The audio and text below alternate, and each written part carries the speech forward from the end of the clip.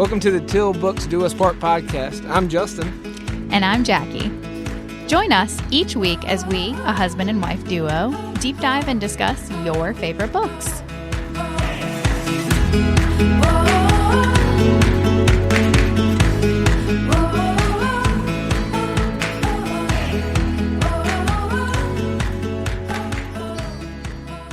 Hey, Jack.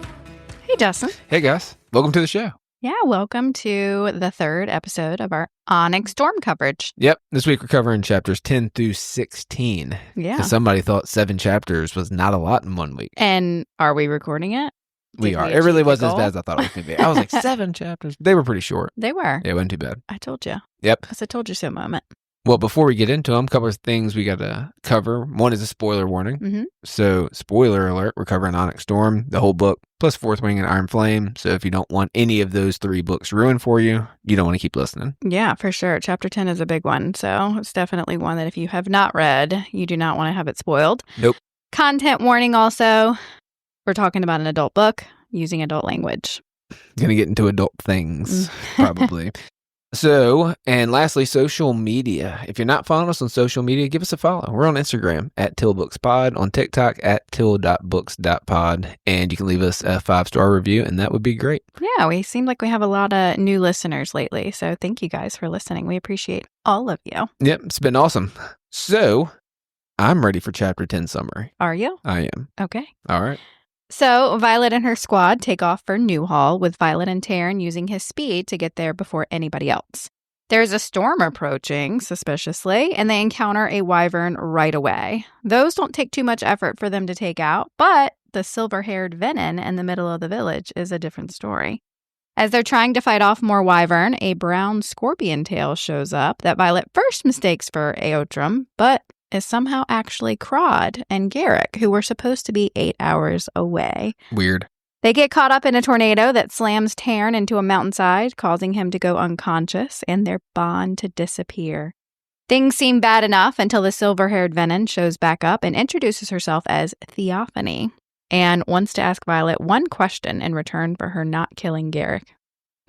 This was I probably would say the best chapter in the book. You think so? That I read in real time. I think if you would have asked me as it went along, chapter 10 was probably my favorite chapter to read. Yeah, there was one that you had read ahead of me and you were like, wait till you get to chapter 10. I want to see your reaction when you get to chapter 10. I just felt like it was everything, right? It was a lot. It's like the whole thing. You're just like, holy shit. Well, and it continues into chapter 11. It's not isolated. Sure, yeah. The interaction continues, but it was like, it's almost like a tornado, for lack of a better word, right, of information, because you're learning about Garrick and the second signet business, and then Theophany's there, and you get all of these tidbits of information from her. You're worried about Taryn. So thought when this happened that you were winning that bet, and I was just on the edge of my seat scared. Yeah, I didn't want to win that bet, so I'm glad I didn't. Yeah. But I think, my favorite thing to do, your favorite thing to do is read the excerpt at the top for me. Yes, your favorite thing to do is to read it. Well, it's my favorite thing to hear it read. Okay. I think it's your favorite thing to read it. I don't know if I would go that far, but I'm willing to do it. So it says, first it's from Tactics, A Modern Guide to Aerial Combat by Major Constance Cara. And it says, quote, weather is the one great equalizer in battle, equally detrimental or favorable to both sides given the conditions. Without our wielders swaying that element to our advantage, we are at its mercy. So we don't know who Constance Cara is, but obviously reading this back on a reread, this should have been our first clue that Theophany's signet was actually weather and not just lightning wielding. Right. Agreed. And again, once you do the reread and you're like, okay, well, it starts with a fucking tornado catching them. Yeah. You know what I mean? And dropping them right where she wants. It's obviously right there. Yeah. My thought when I read this is, how do we know whose side this is from? What's the guy's or girl's name, whoever that read it? Yeah, and that's what I said. We don't know who Major Constance Cara is. Major Constance Cara. Well, I looked it up and I went through all 3 books. I went through, shout out Imperium Wiki, literature, lore section of every one of these books from everything. Mm-hmm. This is the only mention of this person or this book. Interesting. So, a modern guide to aerial combat. Yeah. Whose side are we on? And that's interesting because it's like, aerial combat, a modern guide. Does this mean this is a book from a long time ago when aerial combat perhaps first began? Or is it more I'm thinking recent? Venom Mage, schools, they got students, whatever. I'm just saying, I think maybe this whole time we've been looking at these excerpts from only one side, and they could be coming from other places that we haven't considered yet. I think that's a good point. Yep. So, starting off the chapter, Violet mentions the magic beyond the wards feeling again, right? So, she said, almost forgot how wild the magic feels beyond the wards, how accessible it is. And then she references Terran's power as seeming endless and deeper than oceans crossed, wilder than the vast sky above her. Like, it makes it's very descriptive. Right. And it made me think the wards are holding her back just as much as they're holding the Venom back. Her power seems like it's also maybe purposefully being tamed, and not just her specifically, but magic in general, power in general, maybe is purposely being tamed. That's part of what the wards are doing. Maybe there's runes that are on there we're talking about. I think that makes sense for sure. And it's like, it kind of gets you into a bigger question of why. And I could see several reasons behind that for sure. I think that the general, people in charge wouldn't want the writers to necessarily become but so powerful, because they're easier to control if they're not. I also could see it coming from the dragons, where the dragons are like, I don't want these humans to become but so powerful. Yeah, and I have some dragon theories this week. Because just a couple things. Again, I'm starting off hot here with like, what do you think about this? Back to back, I'm like, whose side's this book from? Boom, Violet's behind. I'm coming in with some of my theories. But it's all, I think, intertwined in the same thing, and that is dragons are bad, and something's going on. Jack Barlow calls them villains. Something extra's going on. Yeah, interesting. Well, Maze, so that is a throwback to a dragon that we learned about a long time ago. She is one that can communicate long distances with her mate. And she is relaying an order to Terran for them to return. And Terran says he doesn't answer to her. And I'm wondering, who is Maze's rider? Like, it almost seems like it was one of the captains that they were talking to back in chapter 9, because they were saying, like, Maze said this, but it could just been they were referring to Maze because, a lot of people know that that's how they get information from long distances. But I was kind of wondering, like, where her rider falls in this hierarchy.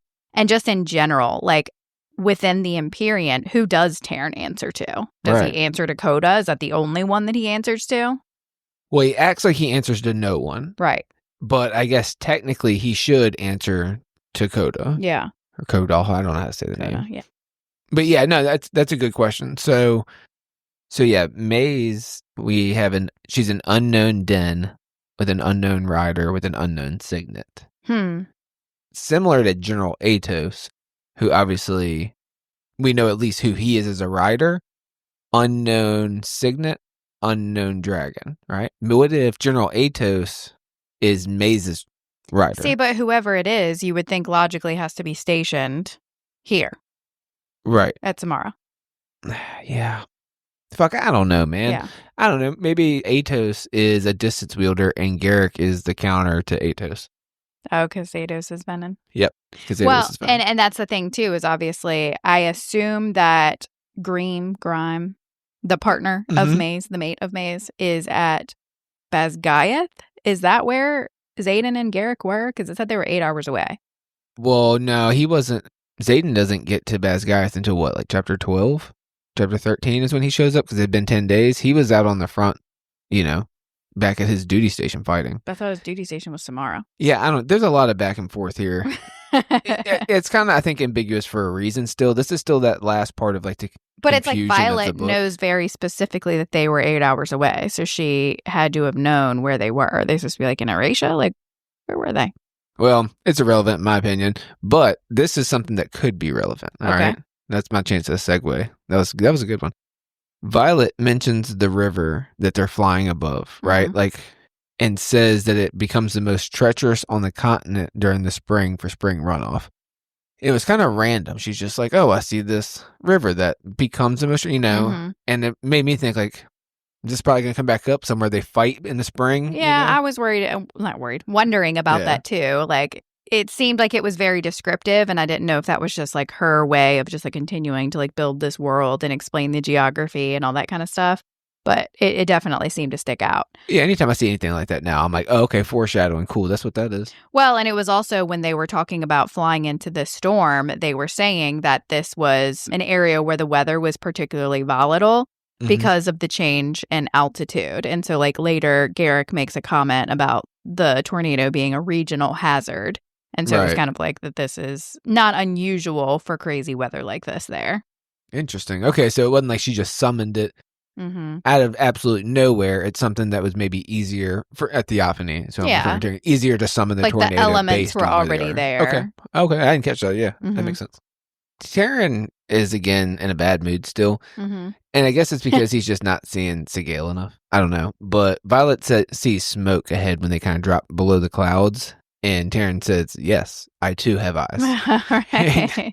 You're like, damn. And then she like says something about slowing down so she can see better. And then he's just basically complaining the whole time. Like, you tell me to speed up. Now you're telling me to slow down. He's just being a grumpy bitch the whole time. He is a grumpy bitch. Yep. And that's where like it really, to me, when you got into this scene and like he's been this grumpy bitch this whole time. You're like, oh no. And then like he potentially dies. You're like, oh my God. Like, you know, having this, just like, is that what it was building up to? Like, oh, you missed even his grumpiness at that point.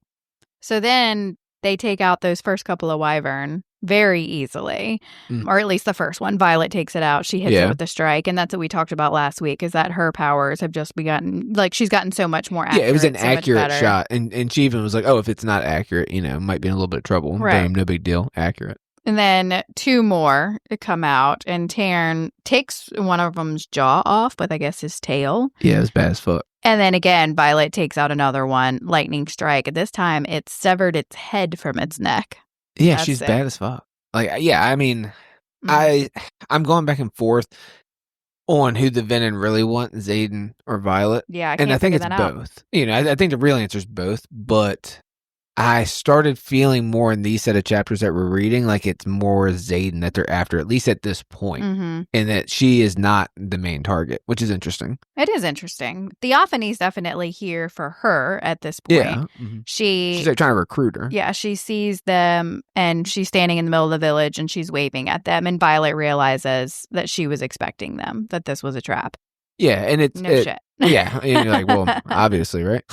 But she drained half of the city. She said it was like a clear line of demarcation or whatever. And she's just standing there with like this line in the sand, half of the city is drowned, just ready to go. Yeah. And says she like wiggled her fingers like hello at her. Hey, been waiting on you. Again, I hope that this is done well in a show or a movie, you know, whatever shows that they're doing. Yeah. Because like even little scenes like that, like I can picture that.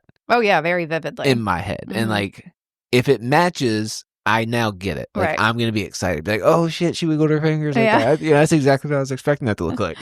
I mean, I feel like you have a few seasons to go before you're even going to get to that scene. Because I got the impression from what Rebecca has said in the tour that it seems like it's set up for it's going to be in a season per book. Yeah, and that's cool. That I got, which I feel like is what it should be. Yeah, I think so too, because, you know, you obviously have a built-in 5 years likely of shows, but it also means that this scene that we're referencing, we're not going to see until like 2030. Yeah, right. Exactly. You know what I mean? Like that's 5 years out. Like our kids will be watching us with this with us at this point. Yeah. Like, man, some of these scenes we've watched, I don't want to watch those. But they'll be like, not this episode. Close your fucking eyes. 2 adults. So actually, one of them will be an adult. Yeah, fuck me. Anywho, more wyvern come. Taryn takes one out, and then this brown dragon drops out of the sky. Like she's about to strike again, and Taryn warns her and says no.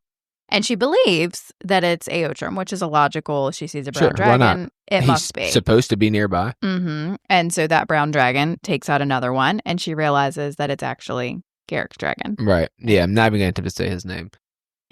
Crod. Crod? That's how I would say it. Okay. And Violet instantly pretty much knows what's up. She says, what the fuck is Garrick? You know, it's kind of like that. Yeah.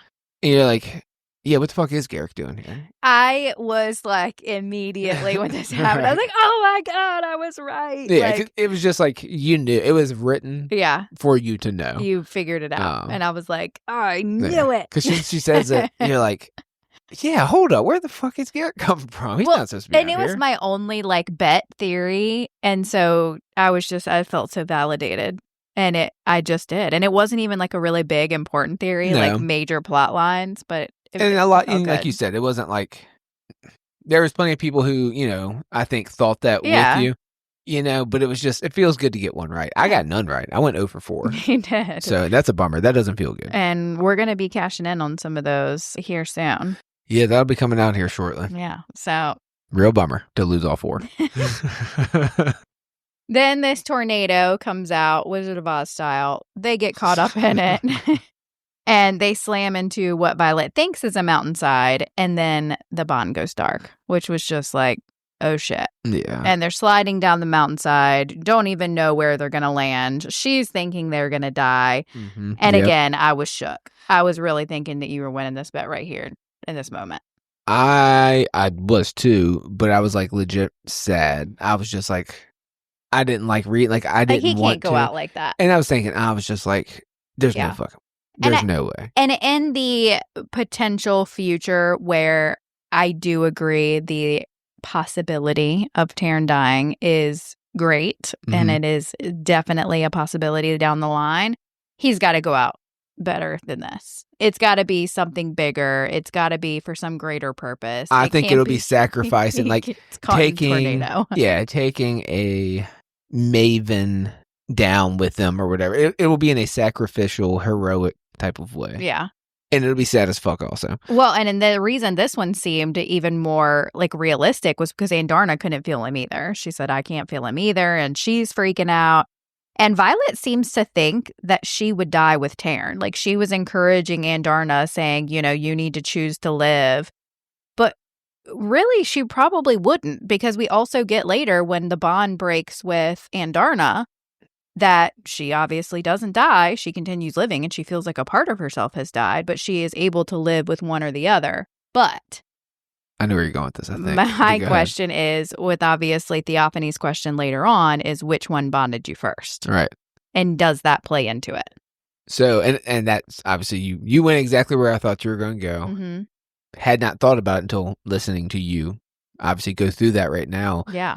But as you were saying it, I was like, okay, well, it seems like it makes sense that her bond with Taryn breaking could potentially kill her, not her bond with Andarna. Yeah. I mean, that's at least the way that it plays out. It could have been that if Taryn would have died, then, she would have learned in that moment she could live on with just Andarna. But I don't know. Then again, why did Theophany ask the question, which one bonded you first, Right. I think that question's for a reason, and... But I also, like, we've kind of started talking about, you believe, like, hey, it seems like there's a connection between her and this, maybe the goddess of Dune or, whoever. It's like, really, can she die regardless of? Yeah, I think that's also a really good point. So, again, we could go down a 2 hours of just that kind of what ifs that we don't know. But good question. Yeah. Theophany Strong is a bitch, by the way. Mm-hmm. Before we get into, like, the next stuff. If we just stop and think for a second, like we got, Violet, who is either the most powerful or one of the most powerful, because Zayd's the most powerful, whatever, of her generation. Taryn's strong as fuck. He's very powerful. All this. And she just whips up a tornado and launches this motherfucker so fast. Both of them, really. Both of them, Garrett, too. And that's right. And it seems like his dragon's big as fuck also. Yeah. And hurdles him so fast that, like, Taryn, it was like I mentioned, like, he had to open his wings to slow him down from, like, meteoric or something speed. Like, that's fucking fast. Yeah. Like, that's no big deal. Like, knock the dragons like an unconscious. F5 tornado. Like I said, Wizard of Oz style. It's throwing houses around. Yeah, no big deal. Like, Theophany she's strong as fuck. Yeah, she is. Speaking of strong, though, Violet is hurt. And she's got a dislocated knee. Like, she's talking about, she looks at it and realizes it's pointing in the wrong direction. And I almost was like, I feel like we need to turn this into a segment of just like, let's catalog all of Violet's injuries. Oh, yeah, dude. Because they are numerous and quite serious often. Like this, obviously, she kind of just, somewhat shrugs off a little bit. She's making jokes. This ain't a joke. Like your knee is pointing in the wrong direction. You're in pain. Yeah, I like to think of myself as not a bitch most of the time. And every once in a while, I think most men have a moment where they're like, oh, quit being such a little bitch, I do it to myself all the time, dislocated knee point in the wrong direction, and she's like, I'm going to unstrap myself and fall. Yeah. Free fall, and you catch me? There's no words to describe what I imagine that would feel like. And she did, even she makes a mention to Garrick, like, if you drop me, then I'm going to kick you in the face. Right. It's like, you're not kicking anybody. But that was a moment, too, where Garrick, this whole, like, interaction with Garrick, like, I just love him and his character so much because, and I know that there's, and I'll kind of talk about it later, there's speculation about, like, Bodhi having feelings for Violet or whatever. If there were anybody that I feel like has displayed the possibility of caring about her beyond caring about Xaden, to me, it would be Garrick. Like, obviously, he's trying to protect her from Xaden. He's very, protective of her in other situations, takes such good care of her in this one. But I think that it truly does come from just his bond with Xaden and the fact that he has grown to care about Violet in a platonic way.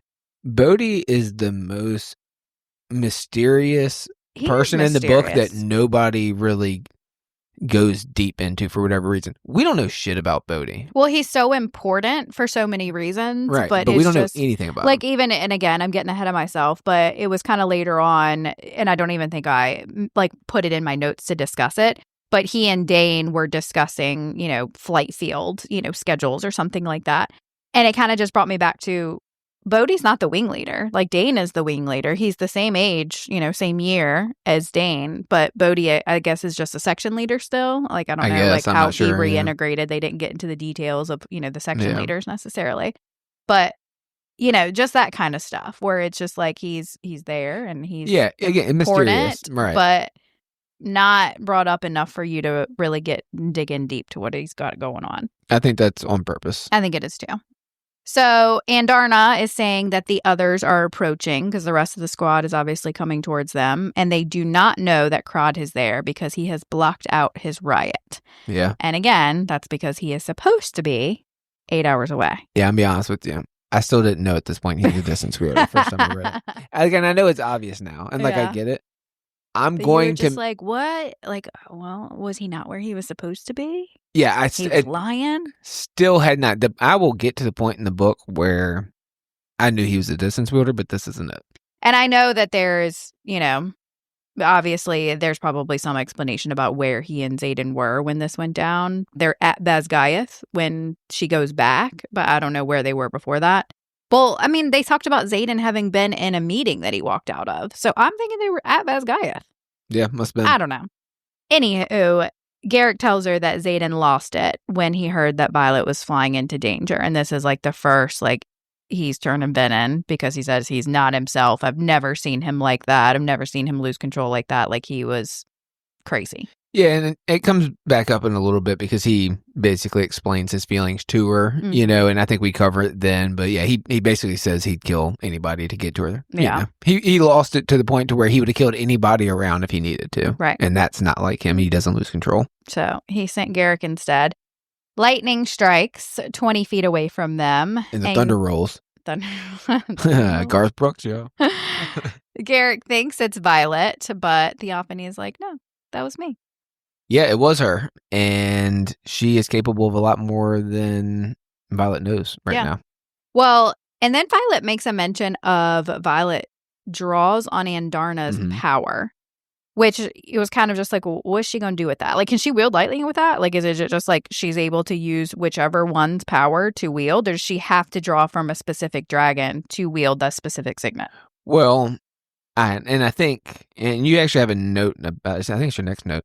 She says that it wouldn't be a bad time to manifest a second signet. That's what she tells. So I thought she was pulling on it like, hey, I'm ready to trying to what are we manifest gonna do with a it? Signet. Like, okay. Yeah, I think that's what that makes sense. I need to manifest something. Please, and she's like, you got to manifest it, not me. That's how I took it because Taryn's, string or whatever she refers to it as, the bond wasn't there. She couldn't pull from it. It wasn't enough. But she's got Andarna. She just doesn't know.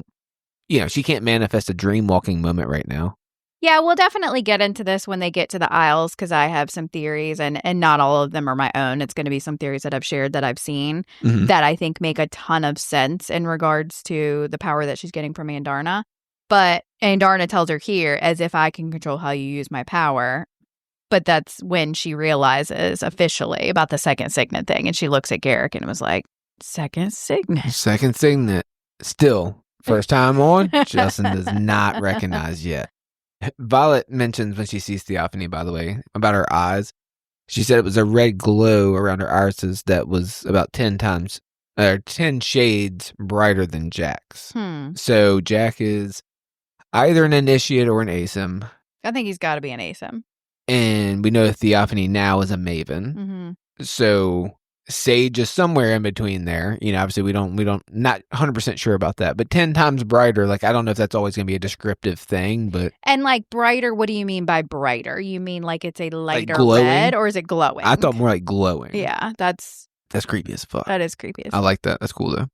Well, she's also described as having high cheekbones. I pointed that out for you because you had a whole tangent about high cheekbones with the who was it? Zayden's mom and Rhiannon. You were talking about them being described as high cheekbones. This is another person having high cheekbones. And she says that she would be stunningly beautiful if not for the signs of her lost soul. I also made a note that she's wearing purple robes. We still have no fucking idea what these colors mean, but hey, we'll pay attention to it all the same.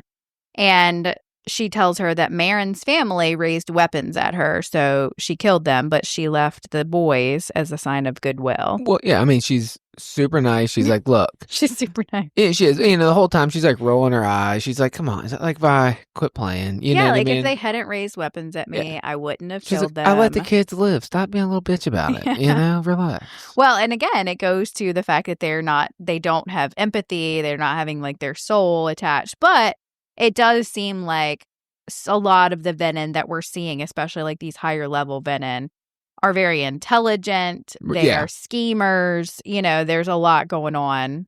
Right. Well, yeah. And like I said, mentioned later at some point, but like you just kind of said, they're not fueled by emotions or like conscious. Yeah. Like, having a conscious or whatever. So if you take that away, like, they would just be ruthless. Like, they're just there for the power. They don't care about anything or anyone.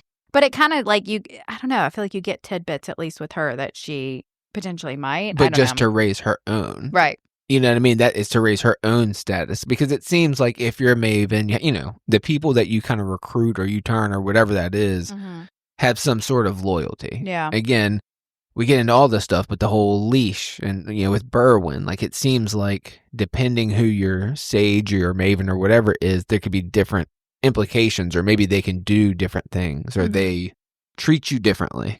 Yeah, and it just like with leaving the boys, it's like, was she just using that as an excuse, like I did that as a sign of goodwill, or is she genuinely like, I didn't want to kill children? Who knows how many children she actually killed, though, in this village? Could have been plenty, true. Assumably. Yeah, again, I have comments in the section. Yeah, in the section. It is in the section. It's in the theories section. Got it. On this. Can't wait for it. So she flicks her wrist, and Garrick is suspended in the air in a reenactment, quote, of every one of my nightmares. So just like in the dreams that we discussed last week, she's able to somehow suspend him in midair with just the flick of her wrist, which is a hell of a lesser magic, if you ask me. Because they talk about the Dark Wielders only having these lesser magics, and then they obviously find out here that they have signets as well. But being able to completely bind somebody up and suspend them in the air, like immobile, like that's a hell of a lesser magic. That's not something any of the Griffin Flyers are doing, for sure. No, I think she's just incredibly powerful. You seen her main signet is the like weather wielder or whatever. But they can do so many other things. They can like the speed. Well, she disappears. Yeah, like speed. All of this stuff that they're able to do is just insane. Well, again, get into it later. Have more of my theories, like dragons being the gatekeepers deal. Like, I'm excited for that. And Jack says like he's unbound. I don't remember what the words he says, but like there is no restrictions. Yeah, like I don't need a cure. I'm free. Like it makes it seem like the Venin can do a whole lot of shit, like you're saying, but maybe multiple main signets or multiple, lesser magics. I don't know. It's because Theophany, it like is a distance wielder or something, or it can like disappear, some sort of incredible speed, right? Not just like a super, obviously the weather thing. She's able to fight, like almost seeming like she's she can counter anticipating your moves, which is kind of like similar to Zayden's signet, being able to read intentions. Right. Yeah. Okay. So completely off subject. We don't need to go down, but just a question, food for thought. If you are a Sage or a Maven or whatever, and you get Zayden to turn, Berwyn does. does Berwyn receive some of Xaden's power? Like, is that what they are? Is whoever they have, they get like some of their power or some of their ability or something like that. Interesting. And that's why they're going specifically for Riders. Like riders. And like, no, we're competing. Like, there's two of them competing for Violet. Yeah, because they would. Yeah, I don't know. Maybe benefit from her in some way. Yeah, it seems that way. Well, I know you're also going to talk about in theories that she mentioned she's curious about Violet's power because that she's an effective leash. Yeah. So this is the one where I do have theories on, and I'm not obviously going to get to it now, but you can take that for what it is. Like, okay. It's she's the leash for Xaden. Obviously, we're trying to keep Xaden under control. But it seems like it was almost like she's saying, like, I'm curious about her power. Like, you are an effective leash. But then she's like, oh, well, maybe you're interesting too. Right. But who she doesn't think is interesting is Garrick. She says that he's not important. And it was very much a, like, Cedric Diggory kill the spare kind of moment. Yeah. That's exactly what I thought that was going that way too. Like, I don't need him. He's gone. And I was like, oh my God, we just found out he's a distance wheeler and he's going to die. Yep. Which would have made sense too. We would have been like, fucking Rebecca Yarros. I know, that right? kind of stuff in there. She does. Happens. And I don't feel like we got too much of that in this book. No, like, she didn't disappoint you too much. No, like, I don't think I was completely shocked. Like, we lose Quinn. We think we're losing Andarna, but she comes back in the very same book. Like, I don't. Same with Taryn. You think you kind of might lose them, but you don't. Right. Like, I feel like there wasn't any, like, major losses. There also wasn't any, what I keep waiting for, we're getting so off track, but whatever, is that, like, there's going to be somebody major that betrays her. And I feel like that's why I read this book, especially on a reread, so suspiciously, because I'm just trying to figure out who it is. There's got to be somebody close to her. Ask me who it is. I'll tell you who I think it is. Well, you have a whole list. I tell you, number one right now. Dane. Nope. Who? Imogen. You think so? I don't trust Imogen. See, and I would not go there at all. But that's what I am waiting for, is I feel like there is somebody who she thinks is on her side. And it could be a dragon. Shit, it could be Taryn. Who knows? But I feel like we didn't get that, and I was waiting for it because there was this mention of there's a bunch of Venin in Basgaiath that we don't know about. You know, There could be hiding right underneath your noses. And I was just waiting to see who it would be. And I feel like it's not going to be somebody obvious like Ados that we were like, oh, no fucking kidding. Like, of course everybody knew that. Yeah. It's not going to be. You're talking about somebody in her inner circle that we shouldn't really expect right now. Right, exactly. Right. So, like an Imogen type. Mm-hmm. Yeah, an Imogen type. And I'm not saying her. I mean, Riddick, Garrett. Yeah. That's what I'm saying. Like, I feel like I've been getting more like, I'm just suspicious of Riddick. I'm suspicious of, you know, Bodhi, all of that sort of stuff. Yeah, absolutely. So Theophany tells her our paths are too intertwined to begin with such hostility, which that is obviously very, very important. I don't even have enough information at this point in it to develop too many theories, obviously, other than the fact that they've got this connection to Dune, you know, and where Violet was touched but not dedicated. Theophany was obviously fully dedicated, was a priestess of Dune. So that's the only obvious one that we get, but I feel like there's going to be more to it down the road, we find out. And she also tells her she knows everything about her. Yep. And Violet questions because of Jack, and she shrugs in a dismissive gesture that reminds me of the Duchess of Moraine. And that's where I talked about last week that and I don't think there's a connection there. You can't trust her ass, right? Duchess of Moraine. Yeah. So, and more, excuse me, more than just this, but the rubies type stuff, and with the swords matching the same kind of like jewels and just weird stuff like that. Too many mentions of that. But also, I think it's beyond the Duchess of Moraine part, like the whole touched versus what's the other one? Not touched, dedicated. The temple, the Dune connection. Like, I think that's maybe what book 4 is going to bring, is a lot more information about that side. Not the whole thing, but I think we're going to learn a lot. Like, I think you think the same thing. Goddess, God, whatever connections, and then the final book might be everything, more coming together. And I almost wonder if we're going to find out that Theophany was perhaps like not as bad as we were anticipating, that Violet is going to somehow come to regret killing her because, maybe there is a deeper connection that we're unaware of, and that she would have been a source of information somehow. I'm very, very curious about that. She tells her that she's the luckiest girl on the continent for having 2 dragons. And she makes a comment like, or perhaps I am, because I saw your black dragon. That's how I knew you were close by. But then she really wants to know which one chose her first, the one who gifted her the power of the sky or the Irid, which Irid. Again brings up the question, why does she want to know this? Does she want to factor in which one would cause Violet to die? You know, that's going to be her bargaining chip and the one that she's going to hold over on her later. Obviously, Taryn is the one that she captures in a net towards the end. Or does it have something to do with how she channels power? And that's one great question, right? And I also think it must come back up because it has to have some sort of importance or relevance. Like it just seems too important of a question once it's asked, where it's like, okay, well, that has to mean something. Yeah. But I agree.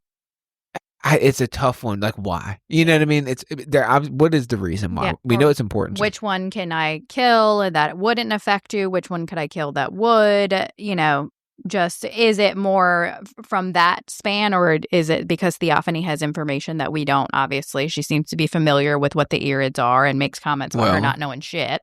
Or the Venin and Theophany know what they know about the dragons because they don't trust the dragons, and it's important to her. Was it the black dragon that's a part of the dragon dens that stayed, or was it the Irid who left because they didn't like what the dragons and the humans were becoming here? I want to know which one chose you first because of that reason. You know, maybe it's and maybe their motivations behind choosing her. Yeah, well, the Irid chose her because Taryn chose her, right? And this was the one. You know, I don't know it to death because that's exactly what I'll do for 5 minutes. I know, but it definitely brings up a lot of questions that are fun to ask and fun to theorize about.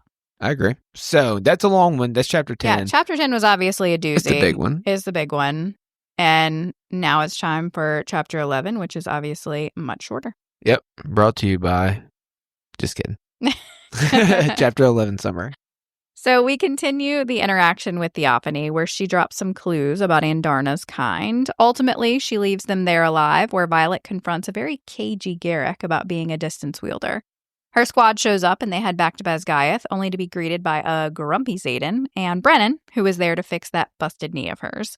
General Ados shows back up to make an attempt to exert his power again, but he's pretty much punked down by literally everybody in the room. Once Violet is healed, Xaden kicks everyone out to give Violet a stern talking to that I think we're all going to enjoy. Well, okay. Sure. So I think most people probably will enjoy it. You know, for me, I'm more of a skimmer at that point. More of a skimmer. Yeah. I'm looking for details, but not all the details. Yeah, you don't want to miss anything too important. And that's why you got to go through it. You can't just skip it. You got to read it. So speaking of reading it, there's an excerpt at the top of chapter 11, if you can read that, please. Sure. So this is from Recorded Correspondence of Nerali Elan, the commanding general, Cliffsbane Fortress, to Lyra Mikkel, deputy commanding general, Basgiath War Camp. And obviously, before we even get into that, are these first 6? Is this Lyra of Moraine? Is she Lyra Mikkel? She's the deputy commanding general, Basgiath War Camp. That was my assumption. Okay. So I assume this is prior to the first 6 being the first 6 or being what we know is... No, I think this is after they became the first 6. Oh, so okay. They've already the first 6. They're the first 6, and they're setting up, you know, these different... Like, she's setting up Basgiath War Camp. It's not even the War College yet. Yeah, but that's what I'm saying. I thought it was like and they Cliffsbane Fortress. It's not Cliffsbane Academy yet. Right. I don't think that it's a college yet. I'm saying I think that, like, in my mind, this was starting the fight. Like, they are starting the fight now. This is going to be the front lines. They haven't started the fight. They haven't even figured out they're the first 6 yet. It's just... Well, what she says in the I could be wrong. I'm saying this is what I was thinking. Not that what she says in the thing is in the hope and excitement this new development of the bonds between dragons, griffins, and their humans bring. I wonder who has stopped to contemplate the nature of magic's balance. Do we not risk the equal rise of the very powers we seek to wield? So they are obviously bonding already, and that's why I say they're already the first 6, because they're the first 6 riders, because they have now bonded with dragons. Yeah.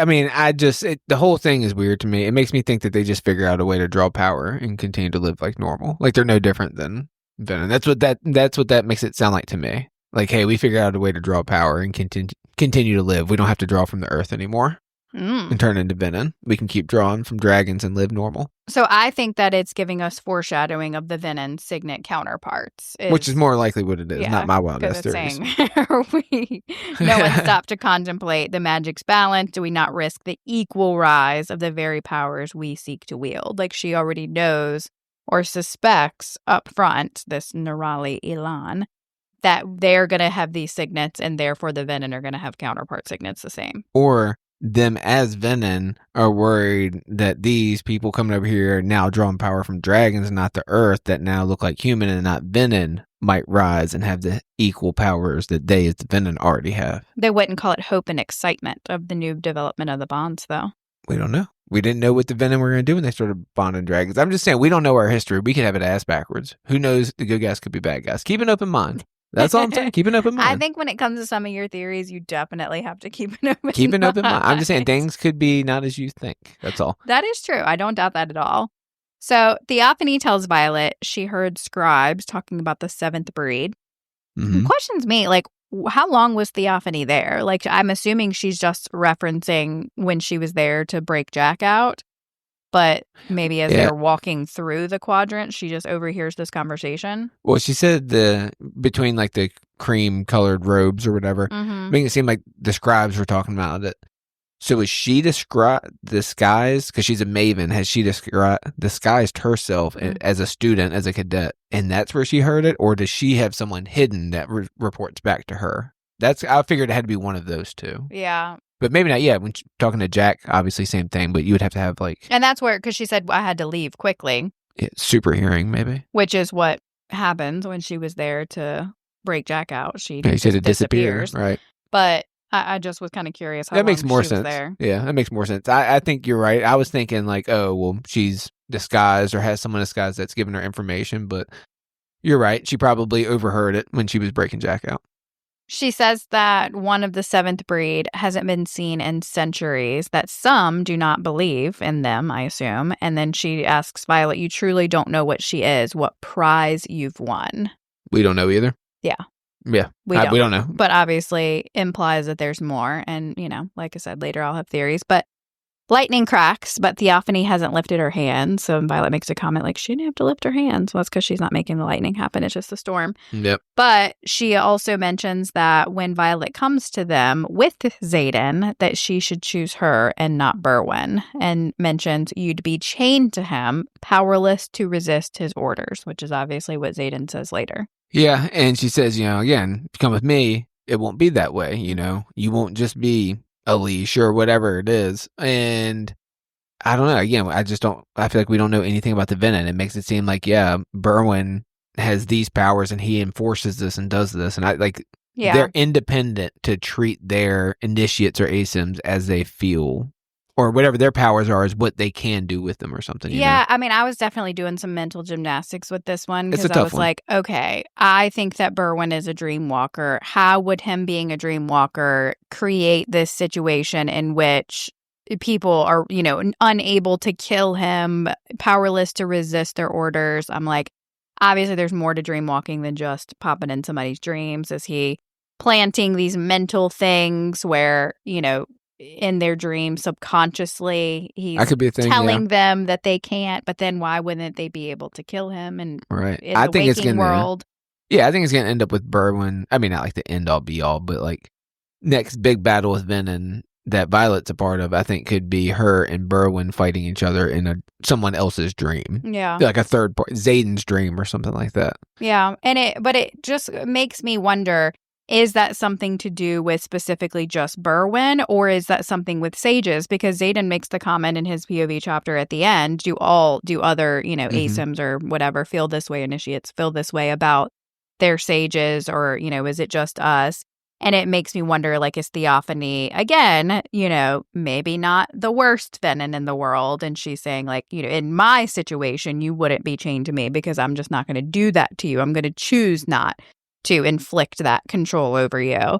Or you're gonna turn. You might want to come to me and not him, right? Because I am more lenient, or I don't know, just different. But it almost makes it seem like whatever is about Berwin, that it's not even intentional, that when you're chained to him, it's kind of like a given permanent thing, right? But she tells Violet that she would let her keep both her dragons and give her what she wants the most, which is control and knowledge. The knowledge part had me interested. I want to know what knowledge he's got. And we 'Cause I never bet you it's a really lot. figure it out. And that's where I'm saying, like, I feel like I could very much see in book 4 there being a moment where Violet regrets killing Theophany, if she even is fully dead. She said, like, she desiccated, and I'm thinking she is, but Yeah, and the only so I had this same thought, and the only reason I was like, well, she's got to be dead is because Rebecca Yarros had said if somebody dies, they're dead. on the page, On the page, they're dead. And you're right. The first time we read it, she didn't dessicate doesn't initially. apply to things that aren't human. Okay, and that could be a loophole. Yeah. Because I had the same thought, like, maybe Theophany isn't dead. Like, if she's a maven, but again, we saw her desiccate. Yeah, I'm sure like, she is. Turns to ash or whatever it is she is. So then Violet starts to question Garrick about, this walking. She says she calls you a walker, and there hasn't been one for centuries. And he never actually admits to it. He's very kind of, almost being coy about it, kind of like laughing and makes comments about it. Yeah. Every time I see this now, I just wonder which side they're going to represent. The been one for centuries. Yeah. So now it's like, okay, well, are you going to be on the good side or the bad side? Well, because he could be the brother at the end. Because you could be the brother at the end, and you're the bad side's distance wielder. And now we got to find another fucking distance wielder. now we need a good side distance wielder. Like, come on, guys. We keep giving them our best players. This is the worst free agency ever. And fucking trades are killing us. I love that. She also asks Taryn if he knew about Garrick's second signet, and he says, we don't gossip about our writers. That's about as much of a Taryn answer as you're going to get. For sure. So they head back to Bezgaeth, and Xaden is there waiting, and he helps her down with his shadows. And she says, what else can you do with those shadows? And you know what, Violet? We'd all like to know. We would all like to know what he can do with those shadows. Please answer the question. I've actually never, not for 1 second, thought about this. Wanted this. Never once was like, oh, I wonder. I don't wonder. You're alone. Well, no, I'm not saying like I'm too good for it. Like I can. I was just like, it didn't naturally come to me. Nope. It naturally came to you. You were like, oh, I want to know. Yeah, I would like, yes, please. We've all been wondering. Please answer the question. All right, that's fair enough. And Xaden is very mad, and Violet can tell that right away, that he's real pissed at her for this whole ordeal. Brennan also tells her that he brought Aaron Mint. So this is the first mention of Aaron Mint. And Xaden seems, again, angry about him taking it out of Erasia because it's apparently against the law too. Yeah, and Brennan says, well, I know how to use it. Like there is a medicinal way of using it versus like a way almost was it like drug, like poppy seed type of stuff. Well, it's like a poison. Like later she uses it like a poison essentially. But yeah, I guess the reason this was brought up here is just kind of like a quick so it wasn't the first time you had heard of it later. It was kind of like a callback. Right. So then Ado shows up after she's been all nice and healed and says that they disobeyed a direct order. Yeah. Which he's such a little bitch, but anyway, he's startled at the sight of Brennan and Xaden. And when I pictured this, and I pictured Ado startling when he saw him, I was my thought was, okay, well, did he startle because he's like, oh shit, my bad boys, these are my venons, because like it's that kind of startle. He definitely doesn't treat Xaden as if he's his boy. He does not. Venon. They're not friends. It could be recognizing him still, but which would mean that he's got to be intentionally choosing not to out him in front of everybody. Which seems, and that's the weird thing, is that it seems like that would be such an easy route for him to take unless some bigger, badder venom is telling him he can't. More commentaries. Yeah, like you're not able to out Xaden. Well, again, everybody punks him down. Brennan talks back to him. Rhiannon's like, no, we didn't disobey direct orders. Riddick says, we'll do it again. Yeah, Riddick says, slow down. And he puts his feet up on the table. He's like, we'll do it again and again. Like, dude, this dude's a general, and he's in charge of the whole war college. Like, yeah, he can fuck you up still. He can. Like, he can make this and bad, more so buddy. Riddick. Like Riddick, you're a nice wielder. Let's be honest, you're dispensable. Oh man, yeah, dime a dozen. Sorry, Riddick. Well, he also calls Brennan by his Aeserai name, and Brennan's like, nah, it's Sorengale, and Violet was real happy about that. And he also tries to send Marin's brothers back to Poramiel, but Xaden's like, and it was kind of this moment between Xaden and Violet where Violet looks at him like, are you going to do something about this? And Xaden like rolls his eyes, and he's like, they're tier citizens now because I said so. They can go to Erasia. Yeah, he's like, all right, fuck.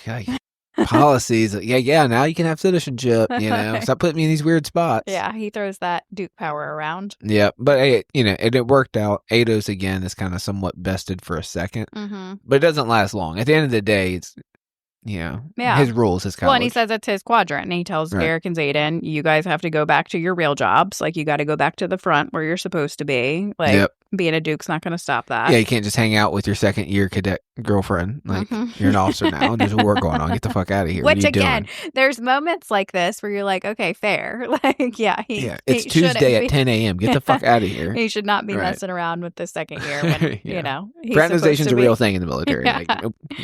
He's supposed to be out, like, fighting the war and all. Yeah, I would say a second lieutenant and a student cadet, that's going to be a no-go, pretty much all military branches. That makes sense. Well, there was also this kind of interesting point, though, that Garrick makes. He says that Xaden technically is the one that commands the Tirish forces, but that it's unclear because it's been a few centuries since a rider has been a member of the Cenarium. So that comes back up a little bit later, too, where I think Xaden actually brings it up, where he's like, no, like, technically, I am the one who can tell the people, the Eurasian forces, where to go and what to do. Right, yeah, and crazy amount of power that kind of just, came to him somewhat because they have a whole, like, I guess the riot of, that's what's confusing to me. It's like, what dragons are still in Eurasia? Like, obviously the ones that are now, like, officially stationed there, and then all of the cadet ones are now back at Basgiath because they took half the riot with them. They call the Eurasian riot, but it's not like the Eurasian riot didn't have Basgiath hatching grounds bred dragons in it. You know what I mean? They're kind of half and half, so it is and so many of them are now back at Basgiath because they're students. And they're flying back and forth often, So it's like, how are they differentiating themselves even, amongst the Empyrean? Well, Ados has got kind of an answer to everything that Xaden says here, when, he basically told, when Ados told Xaden and Garrick, like, get the fuck out of here. You're not welcome here. Go on and go somewhere, guys. Xaden's like, well, I think Sigale would disagree and, about being away from each other. Right. And Ados is like, Sigale can come back to the Vale anytime, motherfucker. You just can't come in here. Yeah, which again, fair. I can't. And you're like, oh, shit. And then, the Garrick telling, Ados, like, well, he's the Duke of Tyrrendor. He commands Tyrion forces. My college. He's like, I don't give a fuck who commands who. Just get the fuck out of my college. Yeah. And you're like, well, again, I hate General Atos. Right. But he's not wrong. No. Like, all of these are... And he does have this power, and that's why, she put him in this position, is because, as much as you hate him, he is in a position of power now, and he does have a say in certain things. Well, and the dragon thing, it's a big one where it's like, the only reason y'all are allowed to do this... so much of what they are. Is because of your dragon's bond. Yeah. Your dragon can come back and hang out with Terran. Right. And can hang out with Sigale. Mm-hmm. You stay in Shantara or whatever, like, nearby. There's a Super 8 right down the road, brother. Hit the days in. I think a free cable this week. Oh, that's funny. So then Xaden kicks everybody out. And I feel like all of us didn't know whether to be excited or nervous because obviously he's, on the verge of full venom here and there and not like himself. But then he grabs her hips and pulls her to the edge of the table. And we're like, okay, excited. Yeah, I was like, good for you. Yeah, again, we all need a release. And that's how chapter 11 ends. Yep. All right, Jack, you ready for chapter 12 summary? Guess it better be. If you feel that way. Well, Violet and Xaden share a steamy kiss, but as is the theme with this book so far, he pulls away for her safety. Womp womp. They discuss what this means for their relationship, and we get some juicy information about second signets. The cadets head back to class, and Violet and Imogen take a visit to our good old buddy, Jack Barlow. Violet trades some power to keep Jack alive in return for more information about the venom, which is something she does regularly, even though we only see it this one time. Yeah, this interaction is what kind of fuels I've always thought Imogen might be a venom. Like, I've said that since Fourth Wing. Like, I've always been on the Imogen's a venom thing. But again, your list of who you think is a venom is literally, like, everybody, so... Well, it's because everybody is a venom.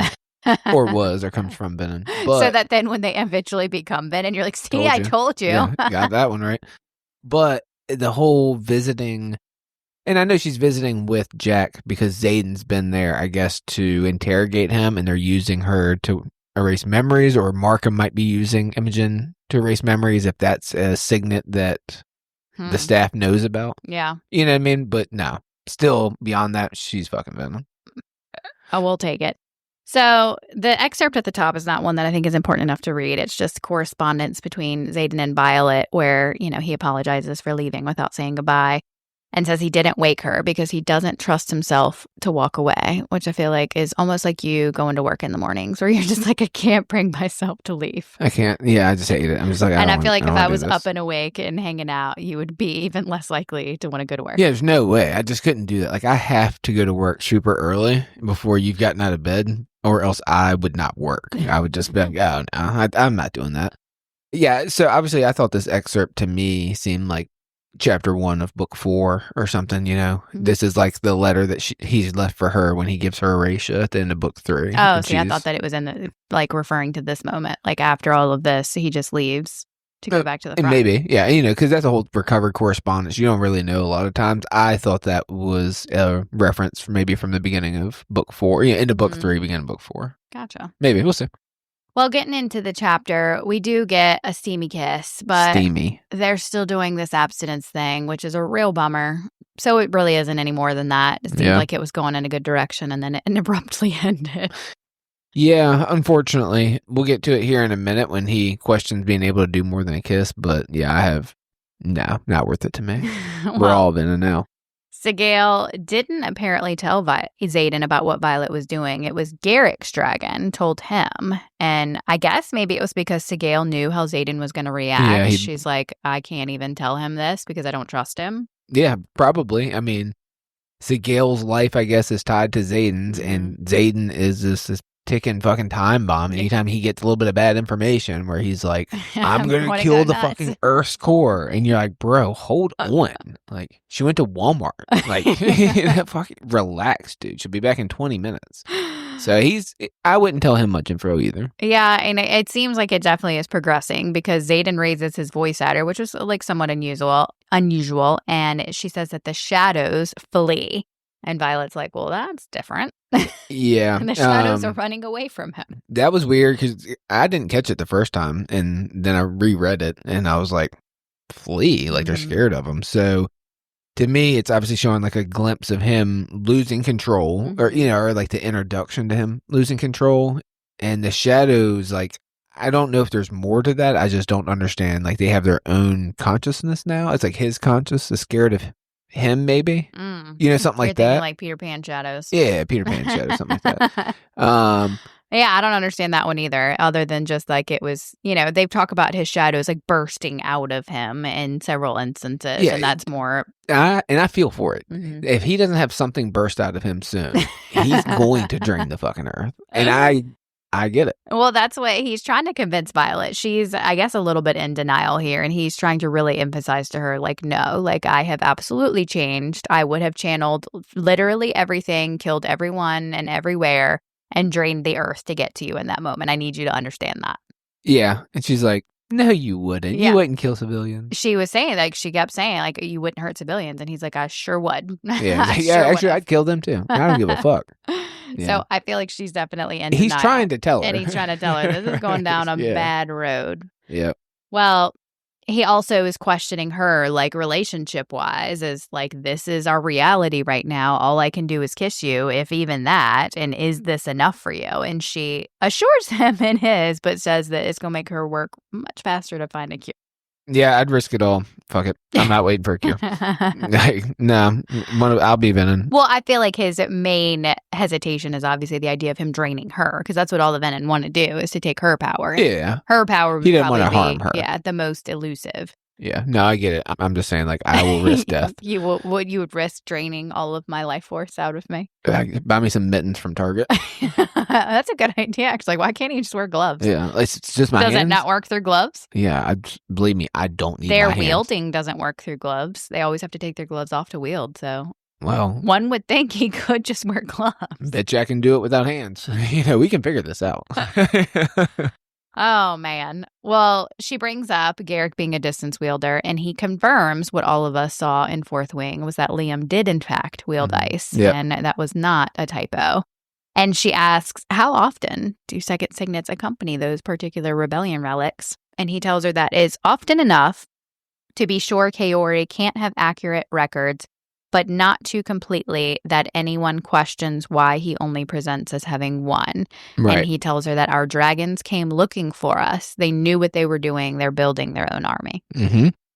So more to come in theories, but dragons are bad. Mm-hmm. And I'm very interested in the amount of knowledge that the dragons must have. Again, we'll get into a little bit more in theories, but the amount of passed down information from these dragons who can last centuries they have to just have so much control over what's going on. Yeah. Or what's being filtered through, I guess. But it was kind of surprising to me about the comment about the dragons lasting centuries is that they can, but do they? Like, for whatever reason, obviously, like, Terran seems to be almost like second in line. And is that just because he's biggest and baddest and battle tested? Yeah, I think he wins battles. He's 100 years old, and Coda is, superior to him and presumably a little bit older than him. But if you're thinking that dragons have these super long lifespans, like, where are the dragons that are older? Which I guess the Maze and Grime that have been mated for longer than Terran and Sigale might be older than them and just perhaps not, as important in the hierarchy of the Empyrean and how that works. But it doesn't seem like we have 500-year-old dragons that we know of. Well, and maybe it's not always age-based, but no, I agree. He must be one of the older ones. I also feel like there's a reference, and I can't remember. I'd have to go back and look at it in Iron Flame about like Terran visiting with the Empyrean, and it made it seem like there was a hierarchy of almost like a board, you know what I mean, of dragons there. Well, they check in with the Empyrean a lot, where it's like the Empyrean, even with the ward thing, it was like the Erration Riot was in agreement. But what makes me think there are these older potential dragons that are in maybe the not, hatching grounds that or don't in maybe the not have riders. Yeah, because we don't see the dragons. Sometimes they're like, oh, the dragon hasn't been seen in however long. Yeah. So you have these older battle-hardened dragons. Maybe they're just tired of fighting, whatever the case is. And Violet just doesn't know because, again, we've always got to remind ourselves the story is being told through Violet's point of view. And so what Violet doesn't know about the dragons is what we don't know.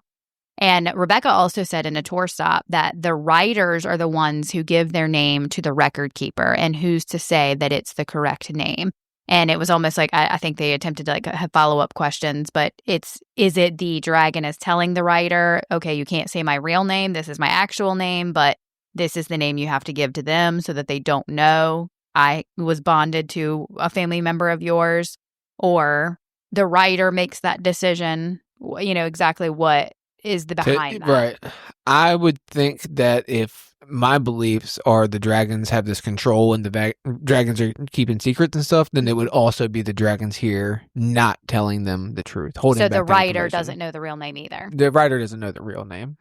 Potentially who the real writers are. Not all, but it seems like a large amount of these dragons that have bonded the Erration marked ones potentially could have been the same dragons of their parents or whatever, dragons of that same fighting force that survived that now are just going under a different name. But they figure it out eventually. So that's the thing, is that like when these writers get second signets, they would have to know why, and they would have to know to keep it a secret and stuff like that. So I wonder if it's maybe the dragon tells them later on, is like, once they have proven themselves to me, I'm going to let them know, hey, I was also bonded to your great-grandfather. You're going to get a second signet, just a heads up. Yeah, and maybe they even tell them their real name if they're going amongst a different name. Who knows? I do think that they tell their riders at some point. Obviously, by the time they have the second signet. Yeah. I just don't think it's initially like on that day when they, actually bond a dragon. Yeah, and it's like it seemed like there was so much power in the name still too, though, because that's where like Violet's mom says something like, don't say it. She needs to say the name. Right. She's like, if he doesn't tell you, then you don't know. You can't, right. We need to know the name of that dragon. Because she was acting like she could like almost hijack him. But it also seemed like everybody knew Terran's name. Like he was famous. Well, that one maybe. Everyone already knew that that's who he was. Yeah. Because that's what like made me think it would make it more difficult if they are well-known dragons for them to say a different name. They'd be like, that's not Terran. That's, Yeah, you recognize scars maybe or identifiers or whatever. Right. And I thought about that too. I don't know, but there obviously is a connection, or else all dragons can open up the ability to allow second signets if they want, and these are the dragons who are allowing that to happen for whatever, building their army. Right. Yeah. Allowing access to more magic, whatever the case is. Super interesting. Xaden also tells Violet that he said, well, his quote is, "I'll use Tyrandor to protect you, not you to protect Tyrandor." And I was like, so what's up with the end of the book when you're like, protector? Well, I think the end of the book is kind of a twofer. I think feel it like, is too. She's protected by being. She's protected by being in the aristocracy. She's protected by being there under the wards. Right. In Erasia functioning also. Under Erasia. Like, she now has this title that he's obviously been throwing around this whole time that now she has also. So it's not just she's a powerful writer. Now she's a powerful writer who's also a duchess of largest province in the continent. Yeah, that makes sense. I agree. Yep. So I think it's a twofer, but yeah, that I caught that too. She also kind of tells him, like, I'm afraid to tell you this. And I wasn't really sure why she was afraid, and asked him, like, am I talking to the Duke or am I talking to, like, my boyfriend? Whatever. Yeah, it seemed like such a stupid thing. Like, and he's like, both. Yeah. That it tells him that Theophany wielded lightning, and she's like, I think they have signets. And he was like, yeah, I know, I'm a Venom. And he just moves on real quick. Well, it's not even, I don't feel like he says that he knows he's a Venom, like, because he has a signet because he also has a dragon. Yeah, I know, but she said it and he was just like, and then kept going. Yeah, like, he definitely didn't seem surprised. Yeah, he knew. Well, it's time for them to go back to class after all this, but Imogen and Violet first are going to take a little trip to the dungeon, I suppose. Where the dragons cannot go. Yep, but before that, Violet gets a note from Xaden that they have secretly passed, and he basically channeled the minute that he got out. Like, yeah. This was surprising to me. Yeah, it was basically like, hey, day one without you's been tough, but some venom got near me, so I channeled and killed him, and now I'm going to hide in my room for a week. My bad. Right. And you're like, damn, did you even try, dude? Yeah, it was pretty nonchalant, and it wasn't even like to protect Violet, I guess. It potentially could have been to protect Garrett. He said he was really close to him when it happened, so in theory, you're like, okay, well, maybe it was to protect the writers that were with him. But just seems like it wasn't a high stakes enough situation. And maybe it was, and we just don't have the details. It would be a really good bonus chapter.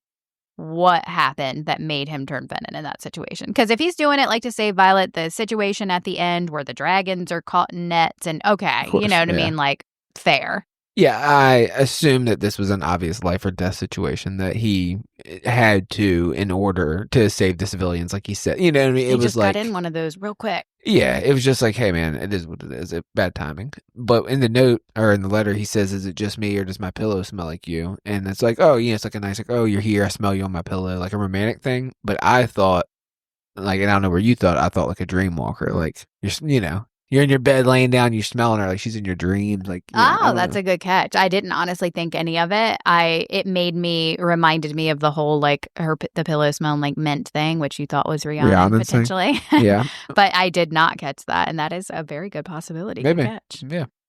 Imogen. Okay, let's talk about Imogen a little bit. Mm-hmm. She keeps yawning, and you're like, oh, well, it's because Violet said she's been up all night to Midland Post, right? And which is exactly what I took it as. And I was like, not getting past me. All right, you've been up all night to Midland Post, but we don't ever actually know what Imogen is ever up to. That is true. Ever. That's right? True. Like, we get her for a POV just to see the only person she cares about die, so we can be like, fuck, that was sad. But outside of that, it's just like sometimes Imogen's chewing gum in a doorway. Yeah. And you're like, oh, hey, what's up?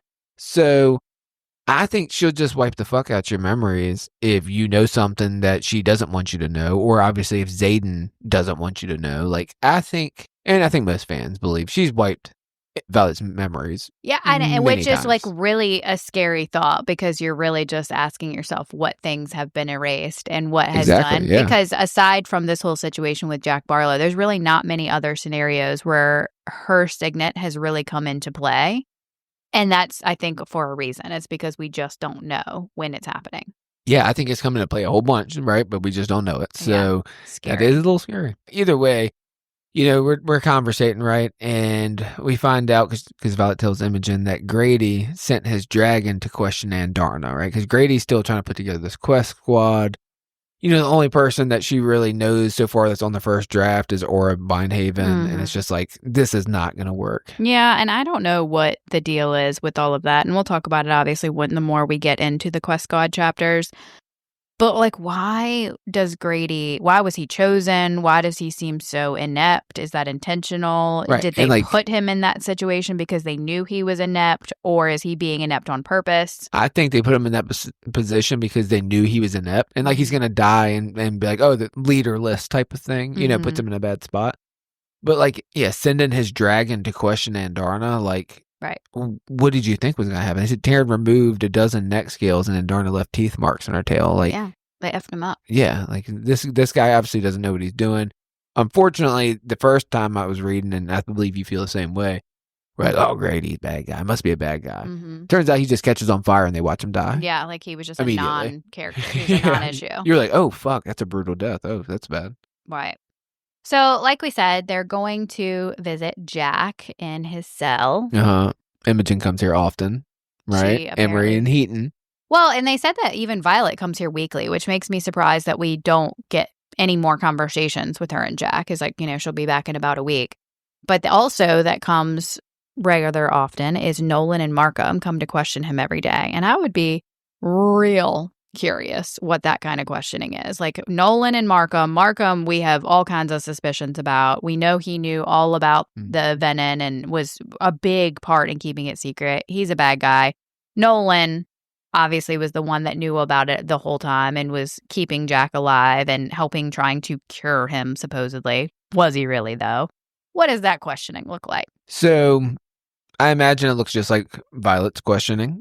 See, I feel like it's more sinister. I feel like it's like, oh, well, let's find all the rest of our venom friends and let's work together here. Oh, okay. All right. So I took it as Jack is probably getting worse torture than what Violet got. Because Violet... I don't think he's being tortured at all. Okay. Well, he makes a reference to his bones being broken and mended. Just like... No, he's talking about hers. No, he makes his too. He talks about hers. He says he remembers all the interrogations and mendings. Talking about himself because she's trying to get him to talk or whatever. And yeah, if you go back, he talks about his own mendings and interrogations that he remembers them. So... I did not catch that. Yep.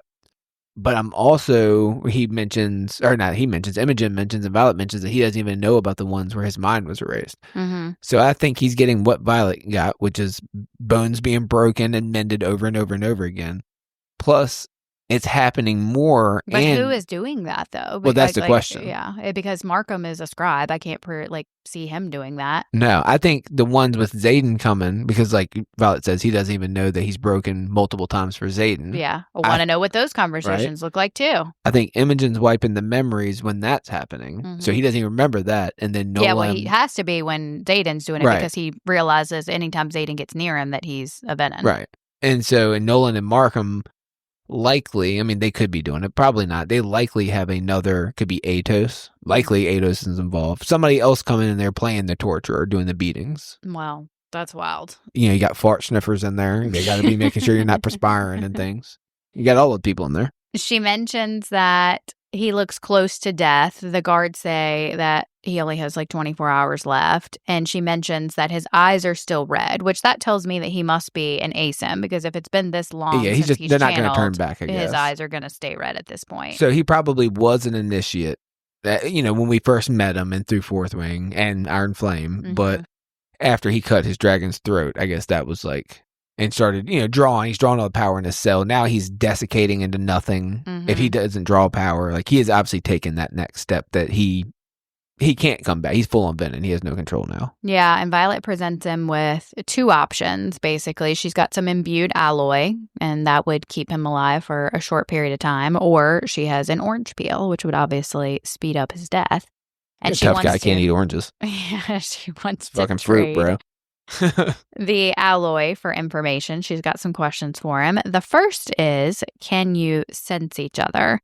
And he tells her that yes, when we're new, we can't hide ourselves so that they'll be found and raised by an elder that usually is a sage, but in rare cases, a maven will take interest. Thought that was an interesting point. Then it tells her what we talked about before is that the Great Hall could be filled with sages and mavens and no one would know. And it makes you wonder who's been channeling for years, trading info for power. We know obviously Panchak was somebody that was trading info for power. We don't know that he's a venom. It kind of made it seem like maybe he's not. Maybe he's just trading for information. But again, this really seems like it would be really complicated for Xaden because Right. if there's all of these Venom under the halls of Basgiath, how are they not all just saying, Xaden, you're fucking Venom? Yeah, I guess it's right. Well, he can only sense other ASIMs and initiates who haven't learned to shield, right? Because that's basically what Jack says. You got to learn how to shield it. And most ASIMs and initiates can or don't know how. So Xaden's walking around just letting everybody know he's a Venom. If there are other initiates, and I guess they're Venom people haven't told him yet. I don't know. Either way, it's not like Xaden can sense fucking anybody that's worth a shit anyway. Yeah. And he's probably already killed the ones he could, right? When the initial thing happened. Possibly. And it could also be that Xaden, I guess, has learned to shield at this point, that he knows how to. Maybe that's what part of his interactions with Berwyn were about in these early stages, is maybe he was reaching out to Berwyn to find out, like, how do I hide myself? Or like I said last week, he's out there doing Venom shit. Yeah. Because he's a Venom. Right. You know what I mean? And like, yeah, he knows who the Venom are, but he's doing Venom shit and he can't out them. That's true. She also asked Jack, do you have to be taught to channel? And I don't know if this was she said that one of the questions was an answer she already knew because she wanted to make sure that he wasn't bullshitting her. I thought it was to know where other ones are around. I thought Xaden had already told her that he could sense them. Yeah, that's true. That probably I think that was the one. I feel like the being taught to channel thing should have been a given too, because obviously like Xaden turned into a Venom without having been taught to channel like a Venom. So I felt like that was kind of also an easy answer one. But anyway, he says, ask me what you really want to know, when I turned, how he turned, which I actually do want to know the specific answers to that. And he also says, ask me why only initiates bleed. I want to know the answer to that. I do too. So, because we didn't know that was the case. Right. It makes me, my first thought is this is why most dissipate, but not all of them, right? Like, if they're initiates, then they wouldn't dissipate. They would bleed to death, but the rest of them don't bleed to death. They turn Is that because they don't have blood? I guess not. I guess they don't. Well, because that's they a can concern. live. Well, they can live for long times, right? So maybe that's but we a don't concern for Xaden, for sure. He doesn't have blood anymore. Well, he's not a person. Once he leaves after this wedding, he might not if he's no longer an initiate and he's an ASIM. That's a possibility. Yikes. Well, he also tells her you do not have to be taught if you have experience with channeling magic, which would explain why Xaden was able to do it so easily. Yep. And he said riders and griffin flyers would know how to do this without being taught. Like Cat. Right. And my first thought was, I'm always wondering, like, who's a Venom among them? And I'm always very, very rider heavy. And and not that I don't think like Cat, we have those discussions, but I do forget that it could just as easily be a flyer. And almost more reasonably be a flyer. They were closer and fighting them hand to hand way more they often. have less power when you really look down at it, and they feel less than in a lot of these situations with the riders. They're under the wards. Who knows? Like they could have turned during that situation. I think everybody under the Takaris line is Venom. Yeah. Everybody. Kat, Marin, all of them. Well, Marin's not necessarily under the Takaris line. Serena. Serena, yeah. Kat and Serena. That's what I'm thinking of. See, and I always liked Serena. I don't like Kat, though, so. I don't like none of them. I don't trust any of them. Being a villain. I don't trust any of them. Speaking of villain, Jack says, you see me as the villain, but you're bonded to two. Yeah. He calls the dragons gatekeepers. And, basically, like, I don't have to go through the gatekeepers to get to my magic or my power. So I'm like, all right, well, the dragons, again, keeping all the power for themselves, but not the Irids. Irids, thank you. A little bit of accent in there. They never seem to care much about the Venom as like they did the humans and the dragons. Well, so are you saying that you feel like the Irids don't want all the power for themselves? Yeah, it seems like not the Irids, but the other 6 breeds all want the power, the control, the fight. It seems like all of that. And the Irids almost seem like this hippie-ish, like, this is not what we're supposed to be doing. Like, this is what you guys have created in these fight. All of this stuff is not supposed to be happening. Like, y'all are doing the same shit. And it's almost devil's advocate. It's not that they necessarily don't want all the power for themselves, because they're not bonding to humans. So they obviously don't want to share the power in any way. But they don't want the power used in the way that it's being used. They don't want it to be like violence and war. And right. Okay. Yeah. Yeah. That's how I took it. The Irids are stepping back. Like, the violence, the killing, all of this fighting over power, whatever all this stuff is whatever it is that they don't want to be a part of, that was causing the issues in the first place. But yeah, I don't know, man. I think it's the humans and the dragons are the issue. And when we find out by the end, it's going to be It's going to be some mind-blowing shit. Yeah, I definitely wouldn't be surprised if the dragons... And I feel like we keep getting clues of that. But it's also just like with anything else. The villain depends on what perspective, right? It depends on who you're asking as to who the villain is. That's right, yeah. Who's telling the story? A lot of people would obviously think that Xaden is a villain, but we think he's hot, so he's not a villain. I feel like you used me loosely there, but okay. But just in general, it's depending on what side you're on as to who you think the villains really are. Yeah, 100% agree. She also asked Jack, does he know the plan of the venom? Yeah, he's dumb like, that's a dumb question. Info is need to know. Yeah, he's like, what a waste of a question, idiot. Next. You're like, man, he's still Jack. He is. Very much is.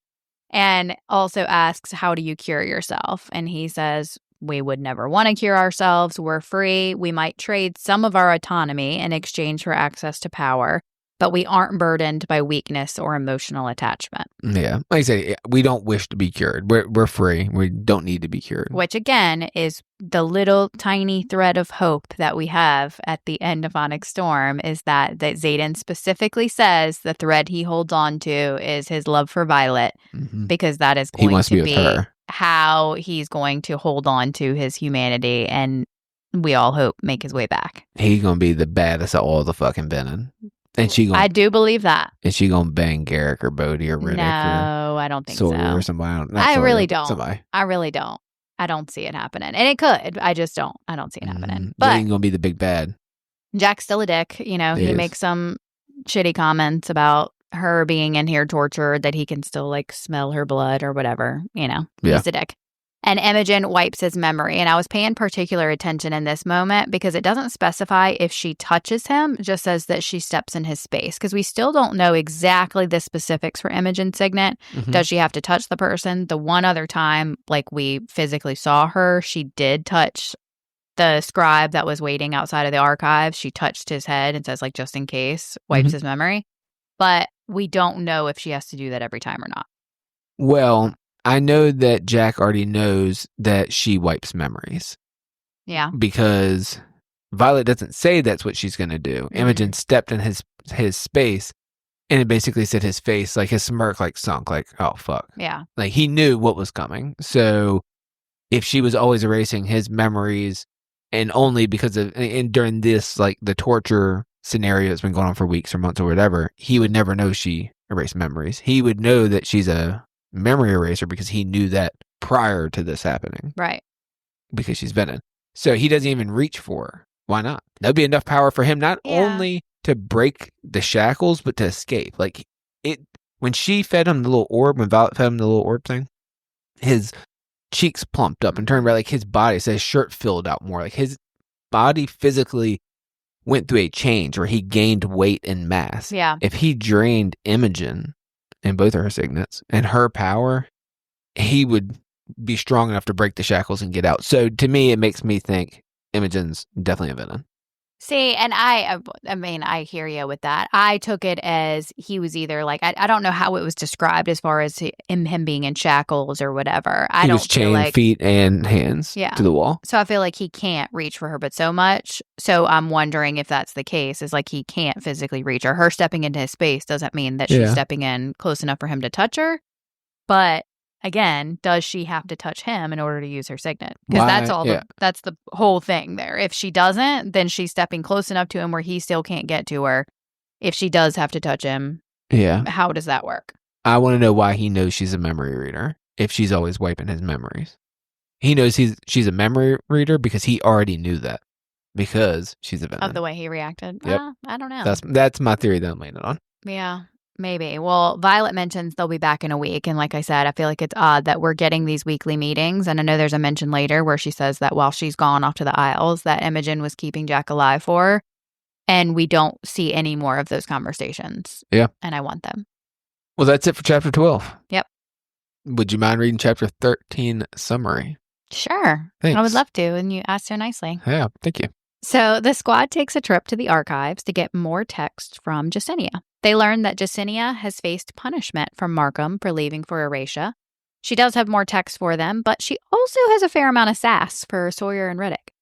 Based on what they learned from her, Violet comes to the conclusion that all of us came to back in Fourth Wing, that she needs to have her father's research. Next up is Battle Brief, where Devera explains the extra classes they'll have now that they know the Dark Wielders have signets. And she introduces the professor who will be teaching one of them, and that is Professor Ryerson. Oh, my goodness. Professor Ryerson. Professor Shadow Daddy. Well, yeah. Yeah. It's a nickname's going around classes. That's what they say. That's what they say. That's what we should say anyway. Well, love of my life, I think the first thing we should start to do, according to your notes, is read the excerpt at the top. It is about Justinia and the punishment that she has faced. So this is from the official records of the Scribe Quadrant, written by none other than Colonel Lewis Markham, the Commandant.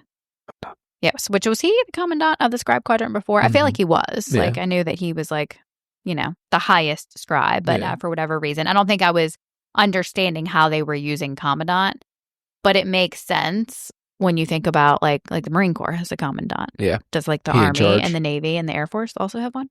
I mean, yeah, they have their own Commandant? leader. I don't know if they call it Commandant. I don't know. Probably not. Interesting. Well, that makes sense that each different like section or branch would have its own leader, and then there'd be one overall. Yep, that's the President of the United States here. That would be. You're correct. So this says, upon failure of 3 exams, Justinia Neilwort has been removed from the Adept Path and stripped of all its responsibilities and sacred privileges as of January 15th. Under protest, I transfer her command to Professor Grady at his over-authoritative request. Over-authoritative. Yeah, so didn't think at all, like I wasn't even honestly thinking about Justinia and what, you know, consequences she would face from clearly some connection to the Venom Markham, who's a bad guy. But obviously he would punish her and she wouldn't be able to continue where she was, which was almost taking Violet's place as like the number 1 scribe kind of thing. But what I thought was interesting is we, again, are questioning Grady's part in this quest squad in general, and is he being inept on purpose, or is it, you know, he just genuinely doesn't know what the fuck he's doing? Right. And he's requested Justinia, which is really like a smart move. Yeah, so my thought was, you know, who initiated that must have been Violet, right? Like she had to either ask for that to happen. It doesn't seem so, because she didn't even know that the whole being removed from the Adept Path had happened. So maybe Grady was told by somebody else that he had to take Justinia. You know, somebody on her side. I don't know who that is. Devera couldn't really make that call. So I don't know who that person is that's high enough up the rank, a major or a colonel. A colonel probably that is trustworthy. Yeah. Would make that. I was just questioning that. But for sure, the scribes are bitches. Oh, yeah. Well, and we don't know Grady when he dies still if he was good or bad, like I said, which makes me think that he was just a dummy. Yeah. And not cut out for the job, and they put him there because they knew. Yeah, there wasn't any explanation after he died of anything else. Right. He wouldn't put together good plans. He would likely die or put him in bad situations. Perhaps. So either way, Rhiannon, Riddick, Sawyer, right? They're hanging out with Violet, and they start making fun of Violet and Zayden's fights and doing some impressions. Yeah, it was.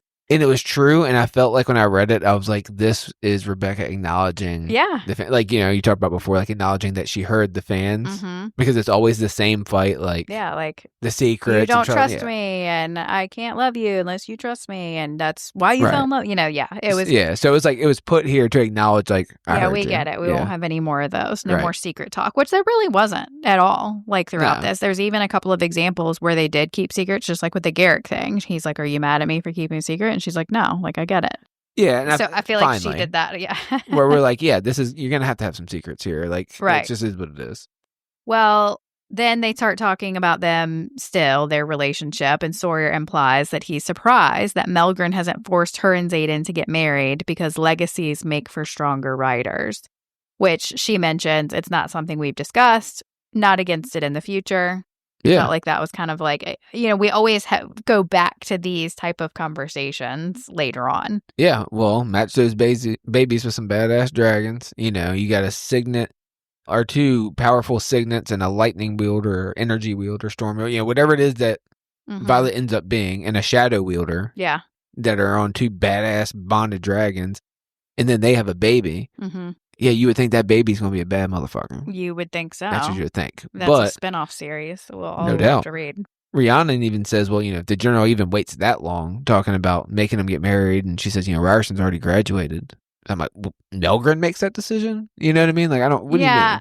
I don't think that, like, it's that he makes that Right. He's decision, like, he but it's wants it almost to like happen. he's like urging it, which it Yeah. kind of like goes, when they go to Hedian and they were talking about like making these alliances and having these marriages for different alliances. Yeah, listen, you go Seems like he would be anywhere urging with it. hedonism in the word, you're going to be talking about relationship building and experiences. Well, apparently it's about knowledge, not about any of that. And fucking. Perhaps. Knowledge about fucking. I mean, I when don't know. Zayden's mom, she's getting around. But anyway, yes, they had that conversation. I felt like it was some foreshadowing. They head to the archives, and the other scribes are being mean to Justinia. Yeah, what a bunch of fucking dicks. Like, stepping in her way when she's carrying books. They're doing it in You're such like, a scribe rude. way. Yeah. What a rude thing to do. What a rude thing. You stepped in my way. They bookmarked her pages by dog-earing them. Yeah, I don't even know what that means, but yeah, I got like folding it over. The pages, gotcha. like, yeah. You're like, oh, you fucker. That's like 20 pages at once. And it's a crease to be there forever. Right. Then we get a Riddick moment where he randomly says, "Do you think irid is short for iridescent?" And I'm going to tell you guys what Justin asked me right when Riddick said that. Before he saw their responses, he said, "Oh, Riddick said irid is short for iridescent." And I was like, "Yep." And then all the people respond when you read the next sentence, and they were like, "Yep." Yeah, it never crossed my mind until I read it the first time right then. I was like, oh shit. Like, I thought like Riddick had solved the puzzle. I was like, fuck, Rick, it makes so much sense. And then they made fun of him. They're like, yeah, dumbass. But everybody what was knows so funny that. is you said it out loud when he said it before you saw their responses. Yeah, the next sentence they made fun of him and called him stupid. And I was like, oh. I love that. Which I have decided that Justin is a mix of Riddick and Zayden. And I think that that is the best possible combination there is. And I definitely would honestly say you're probably heavier on the Riddick side because you're going to make jokes in uncomfortable situations more often than not. Mm-hmm. But perfect combination. Well, I'm glad you feel that way. I do feel that way. I just think you're perfect also. Then Justinia, she's in a bad mood, it seems like. She is. She's like, I'm not fucking with you right now. She gets upset at Sawyer for telling them about getting kicked out of the Adept Path. She's like, that was not your information to share. No, and it seems like a shitty way to get kicked out, I guess. Apparently, they just made up tests that they knew she would fail and then had her take them, and she failed them. Right. And I'm like, were they tests where that didn't even have real answers? Because it seems like she knows all the things. Right, yeah. So they had to have been super difficult. And then she's also really feisty and sarcastic to Riddick because he's like, oh, did you find it? Any information? She's like, yeah, in the first tome. I figured out, and just goes into this whole thing making fun of him. Yep. I also did not know that was a joke until it got to the end. You were like, oh, a prophecy? And Riddick was like, a prophecy? And I was like, fucking knew it. And she was like, yeah, a fucking prophecy. No, you idiot. And I was like, God damn it. Fucking twice. Same fucking page. Yeah, it was a rough run. It was a tough run. Things got better after that, but that was buff. That's funny. Mm-hmm. But this kind of did seem to come out of nowhere for Justinia, but I guess it's like character development. I don't know. Yeah, it seemed odd. It was an odd kind of thing, but yeah, I mean, okay, she's got personality. Yeah, sure, she's feisty. Yeah, sure. Then she does mention in one of the tomes, there's a talk about an outside isle supporting the second Croveland uprising. Right, but someone ripped the pages out of the, tome or whatever. So Justinia is like, yeah, I don't know anything about it. It was assumed that Corden sent soldiers. Mm-hmm. But that makes me think, obviously, they didn't send soldiers since it's assumed that the soldiers weren't from Corden. Right. And Violet, timeline-wise, said this was in the 400s. Okay. And they severed communications, which I guess the 400s would have been like 200 years ago. That's my understanding, yeah. But they had severed communication with most isles around 206 because they sided with Poor Meal. Yeah. And I guess with the Great War, potentially. Yep. And because remember, that's, 400 years ago was the war. So this would be, it makes sense. Yeah. That war's in it. Okay. And they killed the isles, killed every emissary they sent in the centuries that followed. What a shit job. Hey, brother, we're going to send you as an emissary to the isles. Nah, I'm sick. Yeah. I'm sick that day. Which, and we'll get into when we get into some of the chapters when they actually visit the Isles. But, what was it that caused the negativity between the Isles and the continent? I think it must have been maybe the Isles and Poor Meal still get along. And it's just because of this, there was the Great War where the Isles and Port Mill joined together. Mm-hmm. And so they're still like, well, fuck all y'all, I guess. But I think still initially, the Irids ended up out there. I think the people who settled out there are from one of the riders who took the Irids and, he was the hippie that was like, we're going out here to eat mushrooms. You know what I mean? We ain't fighting no more. We're just going to stay on this beach. Yeah, they definitely that's how I take seem it. like super aggressive. And but they went there for peaceful reasons, seems like, right? I don't know. But aggressive as fuck if you come out there to them. Right. So, I don't know. Yeah, interesting. I think I said, like, what caused that? Yeah, it must be a lot of information still, hopefully, to come. It's so many questions on the history part that have to be wrapped up in the next 2 books. Mm-hmm. And I don't think it's going to be heavy on that in the final book. You'll get your final answers. Everything will come together. Yeah. But just, again, I keep coming to, I think book 4 is going to be heavy in the, like, history information, part. Which we need it to be. We need more of her father's research that she just now realizes that she needs. Right. Well, and we just need, we don't know about the goddess shit. We don't know what's going on with the Venom. We don't know what's going on with Zayden. We don't know all of these things that got to come together. And I know this book has been out for 3 weeks, and I'm like, hey, man, when you think she's going to write book 4? When do you think book 4 is going to come out? I need book 4. She needs a little more resting time. Yeah, I think there's another book in between she's got to write too. Yep. That's a bummer. Not for her. We'll read it. We love you. Bummer for the ones waiting for book 4 for this. We are anxious. But then they go to Battle Brief, and I definitely think it's a Geography with Justin kind of moment, because I'm like, they are mentioning so many places that I am not keeping up with. Yeah, we'll do a quick right here since it makes sense. But basically during Battle Brief, what we're covering is where the Venom have already, where they're at, what they control, where the battles are at, all that good stuff. And they are covering a lot of area. So the first part that they refer to as the red or the Venom, the flags, whatever you want to say on the map, it covers from the Barrens up the river to almost Samara, right? Mm-hmm. So the Barrens are like where Florida, the United States would be if you're U.S., but southeast of wherever, right? That's the Barrens. And they're going all the way to Samara, which is the mountain range and like somewhat the middle of the continent. Like it's a lot of fucking area. It's all of basically Port Mill and Port Mill, Bravik is in Port Mill, but basically all of Port Mill is red, is what they're getting. I feel like they made a mention of it, makes it seem like it's because that's the most direct route to like the Vale. Yeah, so from the Barrens, you would go through Samara basically on a direct line to get to Basgaiath or the hatching where the grounds. Vale is, the hatching grounds, yeah. But again, it refers to following this river, which makes sense, and it follows the ward line. So basically, it's just like a line, like a bubble, and all the red is pushed up against it, and that's where the wards are ending. And it looks like they're kind of just following that line, looking for a weakness, looking for a way to penetrate the wards. They're like camping out, waiting for them to go down again. Yeah, right. And so Bravik, which again is in Port Mill, which is kind of the area that borders the mountains where a lot of this fighting has been going on, is all red, right, along with the Barrens. Except for, all red there along the Duns River, whatever it's called. But Cygnison, which is at the top, which is above that, the very northern part of the continent, hasn't been attacked recently, and they haven't sent any of their cadets yet. Mm-hmm. So it's basically the entire eastern part of the continent, eastern third of the continent is controlled by Venom. Like it's not they popped up here. It's like they control a very, very, very large area. The Cygnus and cadets thing made me wonder. We knew that the other cadets had been at Cliffsbane, right? Mm-hmm. So are these ones at Cygnus and cadets that had been at Cliffsbane but fled after it was taken over?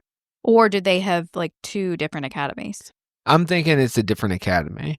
That doesn't mean that, right? So Cygnison is its own province within Port Mill. I feel like this is something we might have seen in one of the excerpts. It might have saying like Cygnison, like Flyer Academy, or, something like that. And it probably did. But basically, Port Mill has 3 provinces, and Cygnison's one of them, right? And it's the far northern one. So potentially, and anyway, there's one city that still stands up there. It's called Seneva, and that's basically in the very northern part of Cygnison, and they are represented with somebody on the board, like whatever. The person from Cygnison that's on the board or whatever. I can't think of the fucking name of it. Not the board. Well, it's not the Cenarium because that's the Navarre version. Right. But whatever that is, that person is from this city in Seneva. And that's the only like kind of untouched area of all of it, which makes me think whoever that person is representing Signuson is like a Takaris type, like a up to no good, where they're controlling everything else except for your little The only area. reason this one, I'm like, because it's the farthest north. But it's not all Signuson's empty. It's the city and northern Signuson in this one city. Interesting. Yeah. So that's a little mini geography with Justin. After that, we got Zayd and Sigil, right? Guess what? They've been gone for 10 fucking days. 10 days. And Taryn is pissed. Understandable. We don't get much other than he's just a grumpy bitch. Yeah, I mean, when they were going every other week, that was too much. Yeah. It was a long time. And that was, 5 days in between, I guess, here and there? 5 to 6 days? Yeah. Well, they're in battle brief, and they all get this basically compendium that's put together. That is Captain Lyra Doral's guide on vanquishing the Venin, a compendium, and Darkwielders' Dark Times, and then others that they don't specifically mention. 6 total, right? Maybe. I think is what it was. Okay. And Kat brags that it was her cousin Drake who wrote the compendium, which you would call it back in Iron Flame. Called him a Venin. Yep, still do. So is Kat. And obviously is going to be some foreshadowing to him coming up here soon.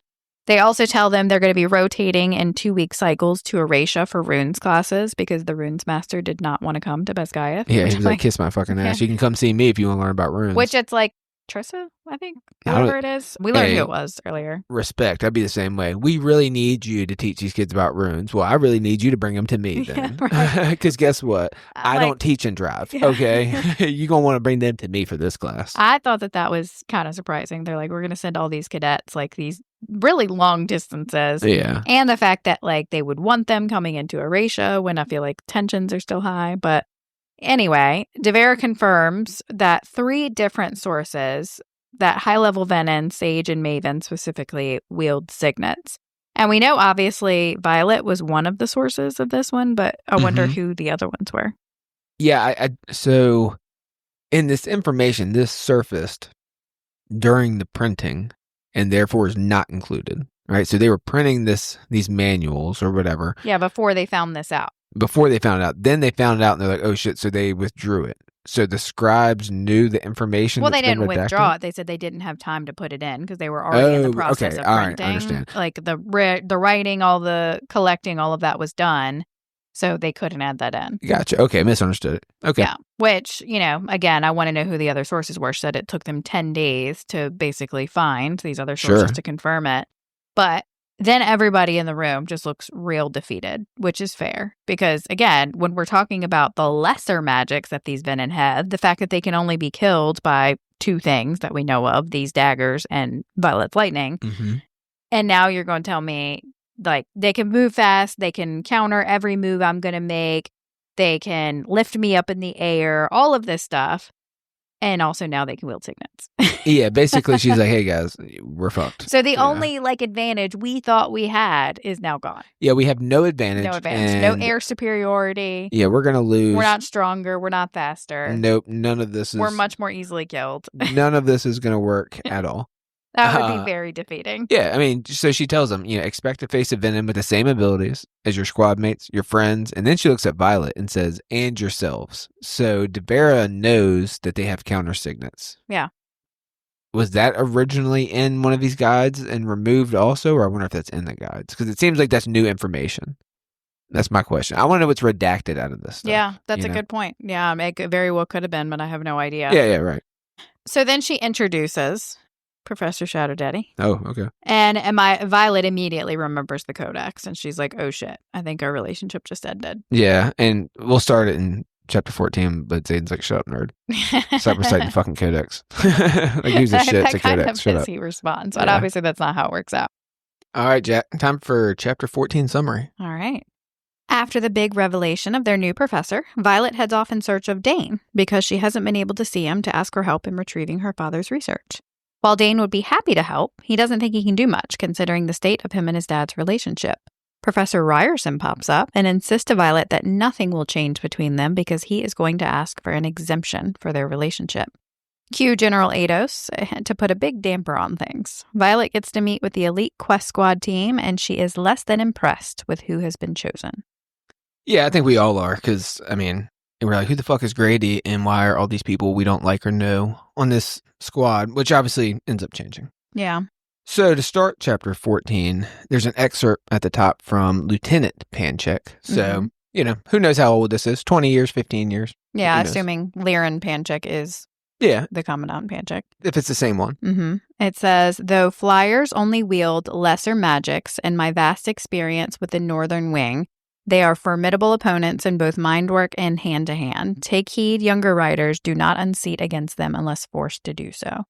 So what I took out of this is, as a whole, the flyers are better hand-to-hand fighters than riders. That's the way it makes it seem. Right, well, and that would also make sense because they're not having to rely on their magic or their signets in order to be good fight. I feel like there are a lot of times the riders probably get a little lazy with some of their hand-to-hand eventually because they start wielding their signets. Well, and the flyers are typically on griffins, but on ground fighting still. You know what I mean? I don't know. Yeah, I'm with you. The riders probably do get a little, I don't know, beat down by the flyers when they were in hand-to-hand. So anyway, nothing really overly important out of the excerpt other than reminding you that flyers aren't these little bitches. Yeah. They're kind of made out every once in a while. You kind of forget about them, like their second fiddle or whatever.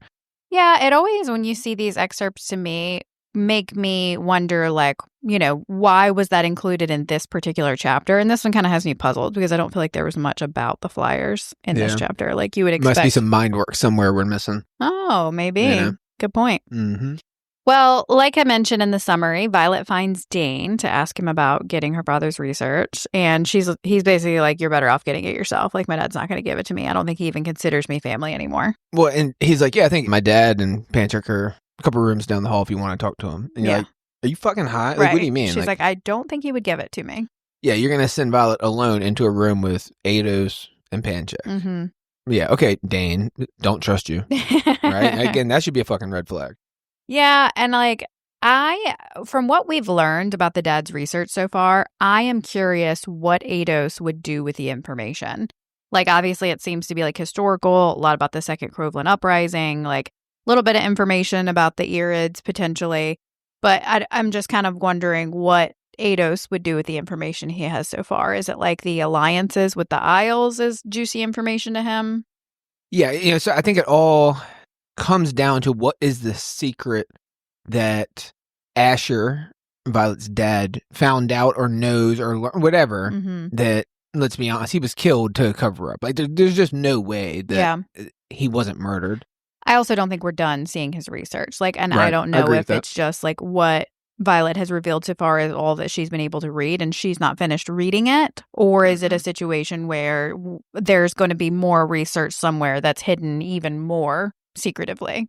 Yeah, I could definitely see more research that she hasn't found, still being out there. Yeah. Either way, I think there is a big secret that we still don't have any idea. We obviously know it has to do with the Venin.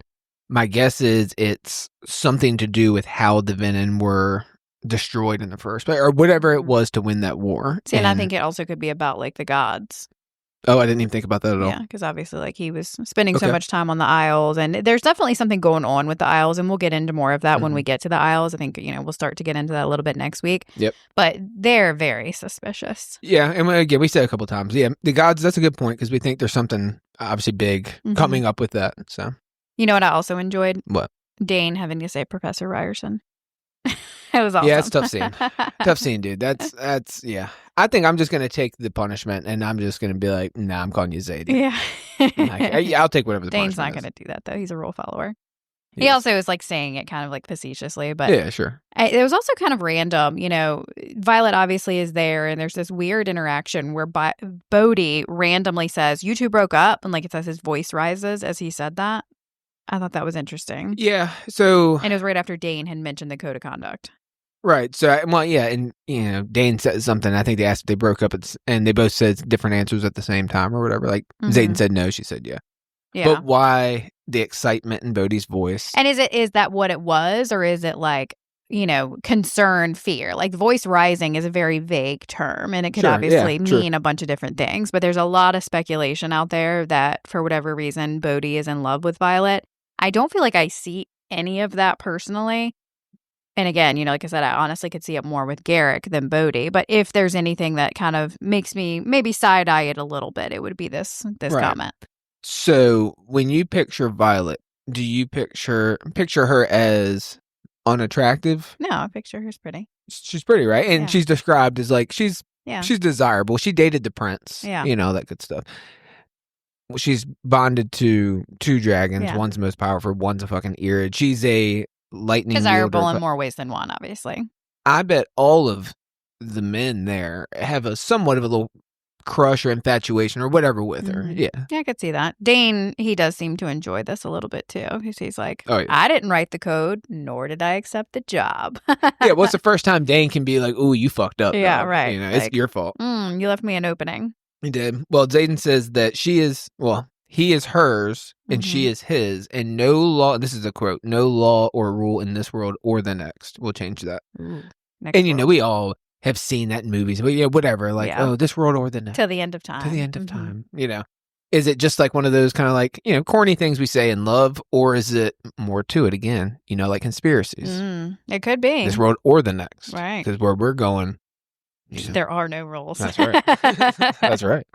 Yeah, he's definitely like F the rules. I'm asking Panchik for an exemption. But then Ado shows up, and that obviously was not super fun.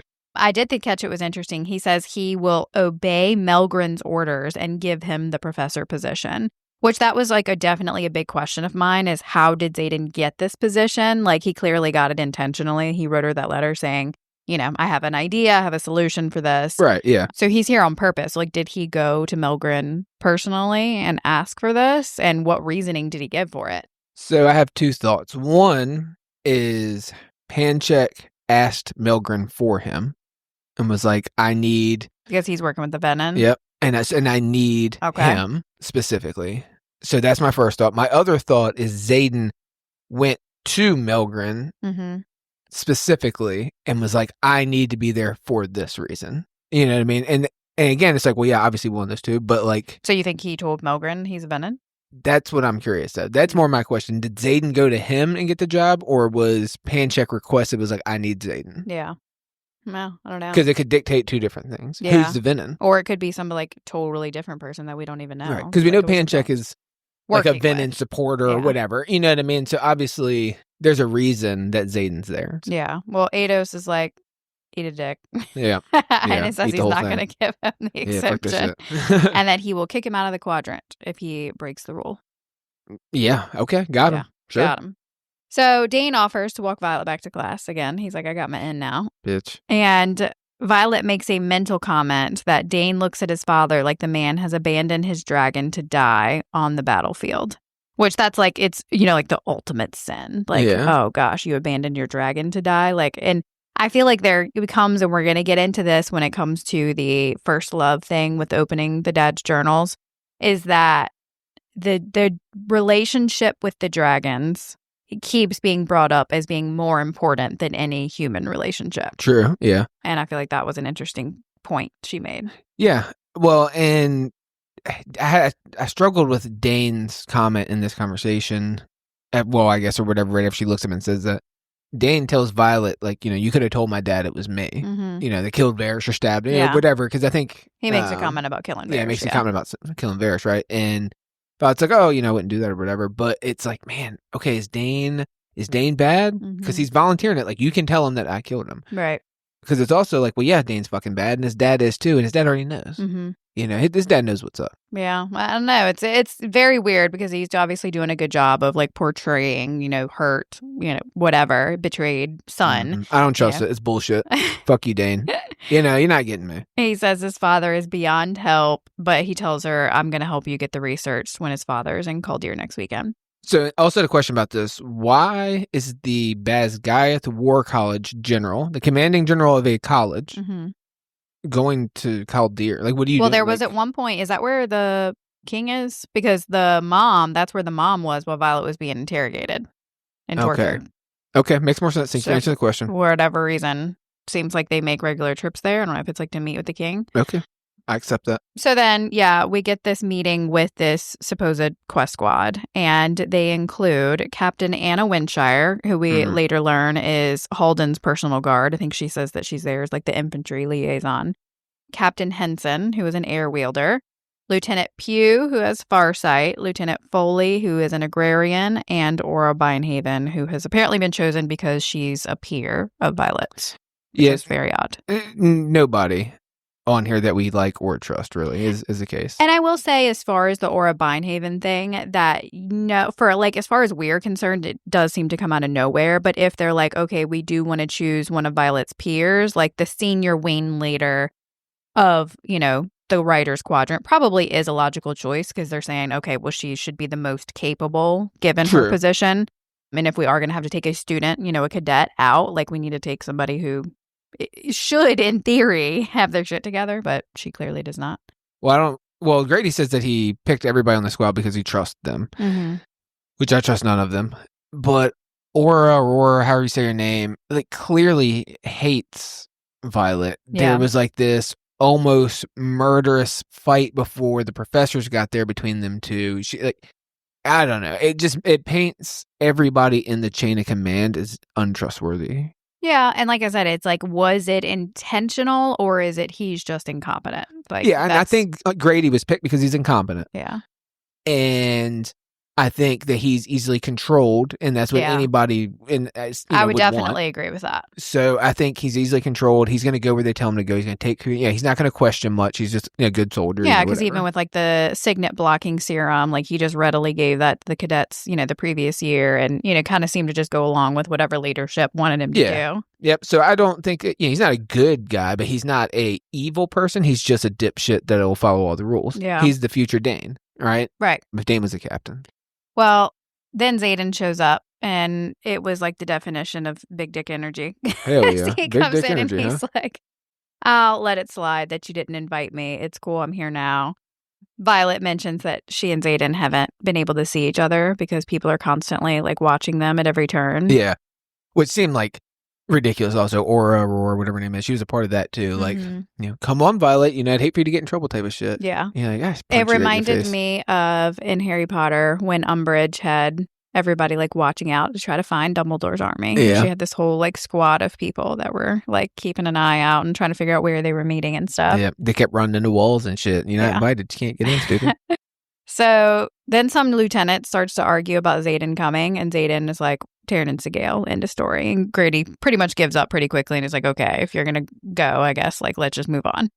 Well, first of all, let's say that at least there's someone in the series that argues when Xaden's coming. All right, because most of the time that doesn't seem to be the case. So at least there's one. Oh, man. After that, you still have some of the officers or cadets or whatever making like these separatist comments, and you're like, Jesus, dude, just move on. Like, separatists, like, they saved your, like, what they did is the reason you're alive and your families are alive. And yes, you might be pissed. I get, we discussed the back and forth of all of that. Yeah.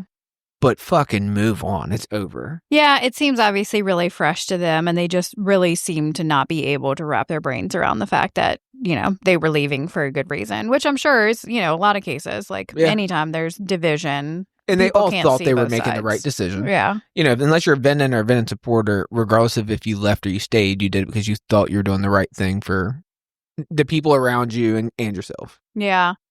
Well, then Xaden makes a logical suggestion that they bring somebody with a shielding signet. Crazy. I think he's obviously, referencing Mira.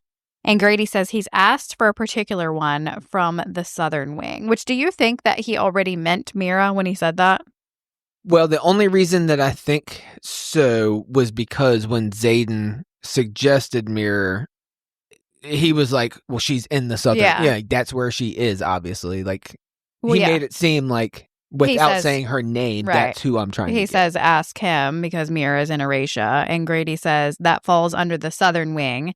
And Xaden corrects him and says, according to the Second Erasia Accord, that means Tyrandor falls to the reigning house, which is him. Which we talked about that before, too. It's like, this hierarchy of who's in charge of these Erasian forces is kind of convoluted. It is, and obviously it's changing hands kind of somewhat multiple times from the beginning of the book to the end, really, So it does get a little confusing, but yeah.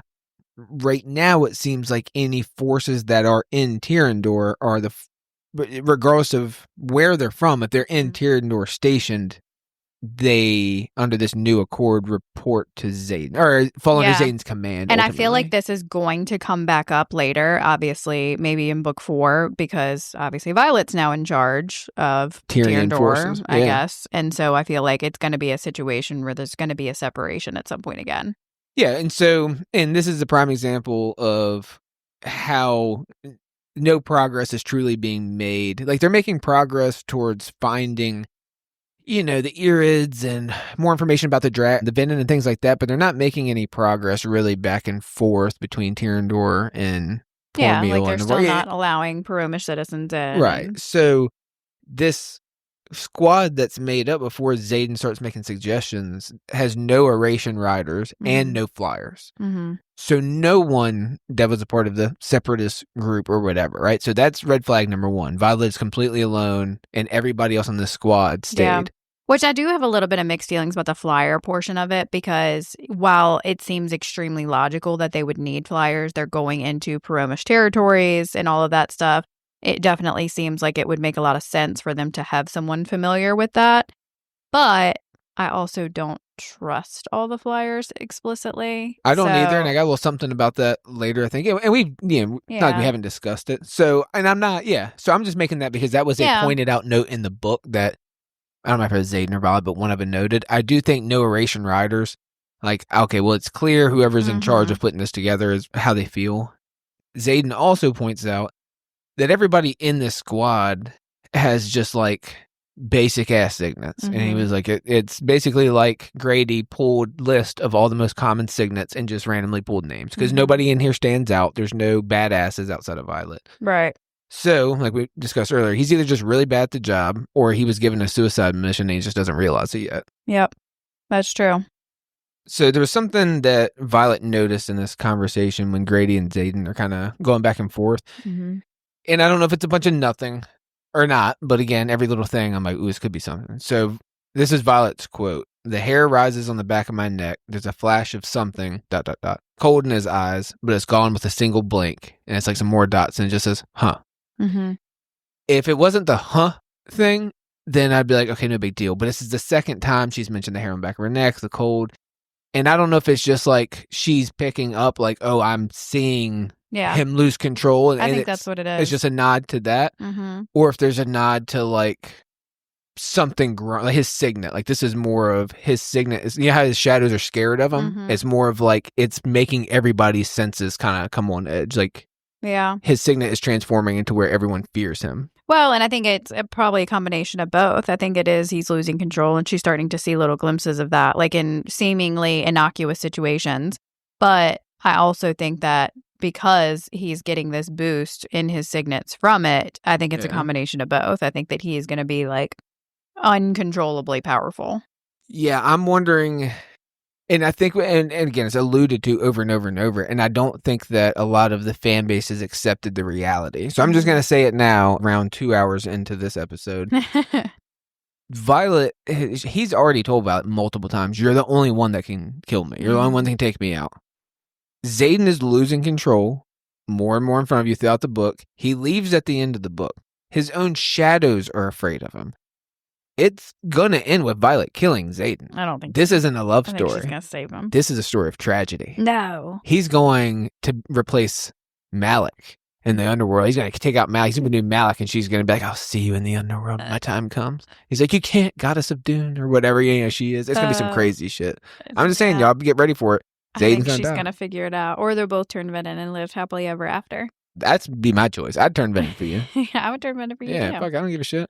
Well, Grady wants to search northward, and Violet just really feels like that's not a good idea. Yeah, Captain Henson obviously thinks that Grady's an idiot. Yeah, which is like, and this is somebody that he chose. Yeah, she like looks at him when he says that, and she's kind of just like, oh, okay, Violet, where would your dragon like to search? Yeah. Like basically listened to him and was like, yeah, you're not in charge. Well, Violet obviously suggests searching the Isles. She's just got this like intuition that something to do with the Isles. And then Darna's like, I think you're right. And she's, Yeah, but the people's reaction to that, what I found interesting, because the other people just all kind of immediately jump and say, they're going to kill us if we go there. They're dragon haters. And so these people seem to know a lot more about the Isles than she does, because it seemed to me like when they did eventually get to the Isles and there was like, the crossbolts that are ready to take dragons out and they're calling them Firebringers, and she seemed kind of like surprised by that. But these people fully expected it. Yeah, so I don't know if that's just because they are not, well, maybe the ones who are feeling that way and saying that are riders who have been to the Isles or been stationed, on the coast. I don't know. Yeah, I don't know. That is weird. You're right. I don't have an answer for that. So Violet points out that the last known communication with any Isle kingdom was Deverelli, I guess is how you say it. And she said it's a merchant isle that trades in more than just goods, and you can basically buy any information for the right price. So we're kind of starting to get a feel for this one isle, at least, how it, you see enough movies or read enough books, I'm sure you can kind of picture the type of place that this is. And Grady points out that Deverelli requires a high price for an audience, and that going south is not an option. Yeah, which, I guess they have good reason to be concerned, because obviously when they do get to Deverelli, it doesn't go very well. No, and is Deverelli, I don't remember, is that where we go? Who gets the different luck? You get... That's the Zainal. And that's where you get blessed. I can't remember what the... Because that one I can't wait to pay more attention to. Also, knowing that those gifts mean something. Knowing that each gift means something. This is the one where they were basically keeping Holden captive, and they serve his guard's head as dessert. Yeah. And then the sick. Animals are eating it. Yeah. Yeah, it's sick. Okay. And then he tries to kill all of them. Yeah. Again, I have forgotten, I would say, a clean 80% of everything that's left to come. It just, I'm around. And that's a big part of why I felt like I needed to go and immediately do a full reread, and it's been helping for sure. Yeah, I did not. This is just round 2 for me, and I'm just like, man. Well, it's like you're getting to enjoy it for the first time. It's fucking awesome. I just asked you 1,000 questions, and you're like, no, stupid, this happened. And I'm like, oh, all right, cool, sick. So, Violet's dad, right? Earlier, I said that, obviously he was murdered and, whatever. And this is one of the things that comes up at this part of the book that points to, I think, just confirming the hunch that we all have had. So, Violet's dad went secretive with his research about 6 months before his death.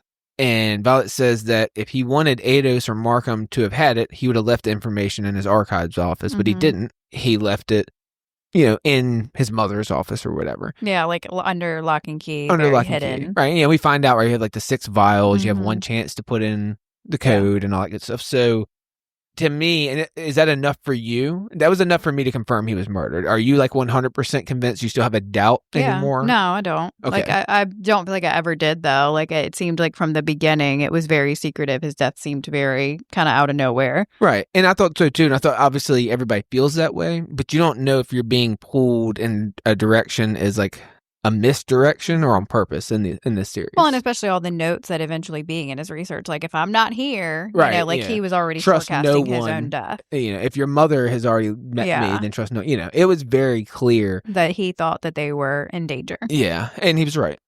So, Aurora, how you say her name? Aurora? I've been saying Aura. Aura? Mm-hmm. All right, Aura. She's got no aura. That's what the kids say. So, this motherfucker, she's waiting for Violet after the meeting. And she's the biggest cock block in the fucking world, right? So she's cock blocking the shit out of Violet and Xaden. They were trying to have a moment. Yeah, and she's like, well, Grady chose me as your companion. And she's like, Violet's more like Pancheck. Like, yeah, venom-ass Pancheck. Venom-ass Pancheck. But yeah, or what a fucking life. Loser. All right, chapter 15. I got it. So it's time for us to see Professor Ryerson in action as the squad heads to their first Signet sparring lesson. Xaden shows them exactly why he's qualified for this job by taking down every one of them. Easy work. Violet is reminded just how much she likes watching him on the mat, and now it's her turn to get in there with him.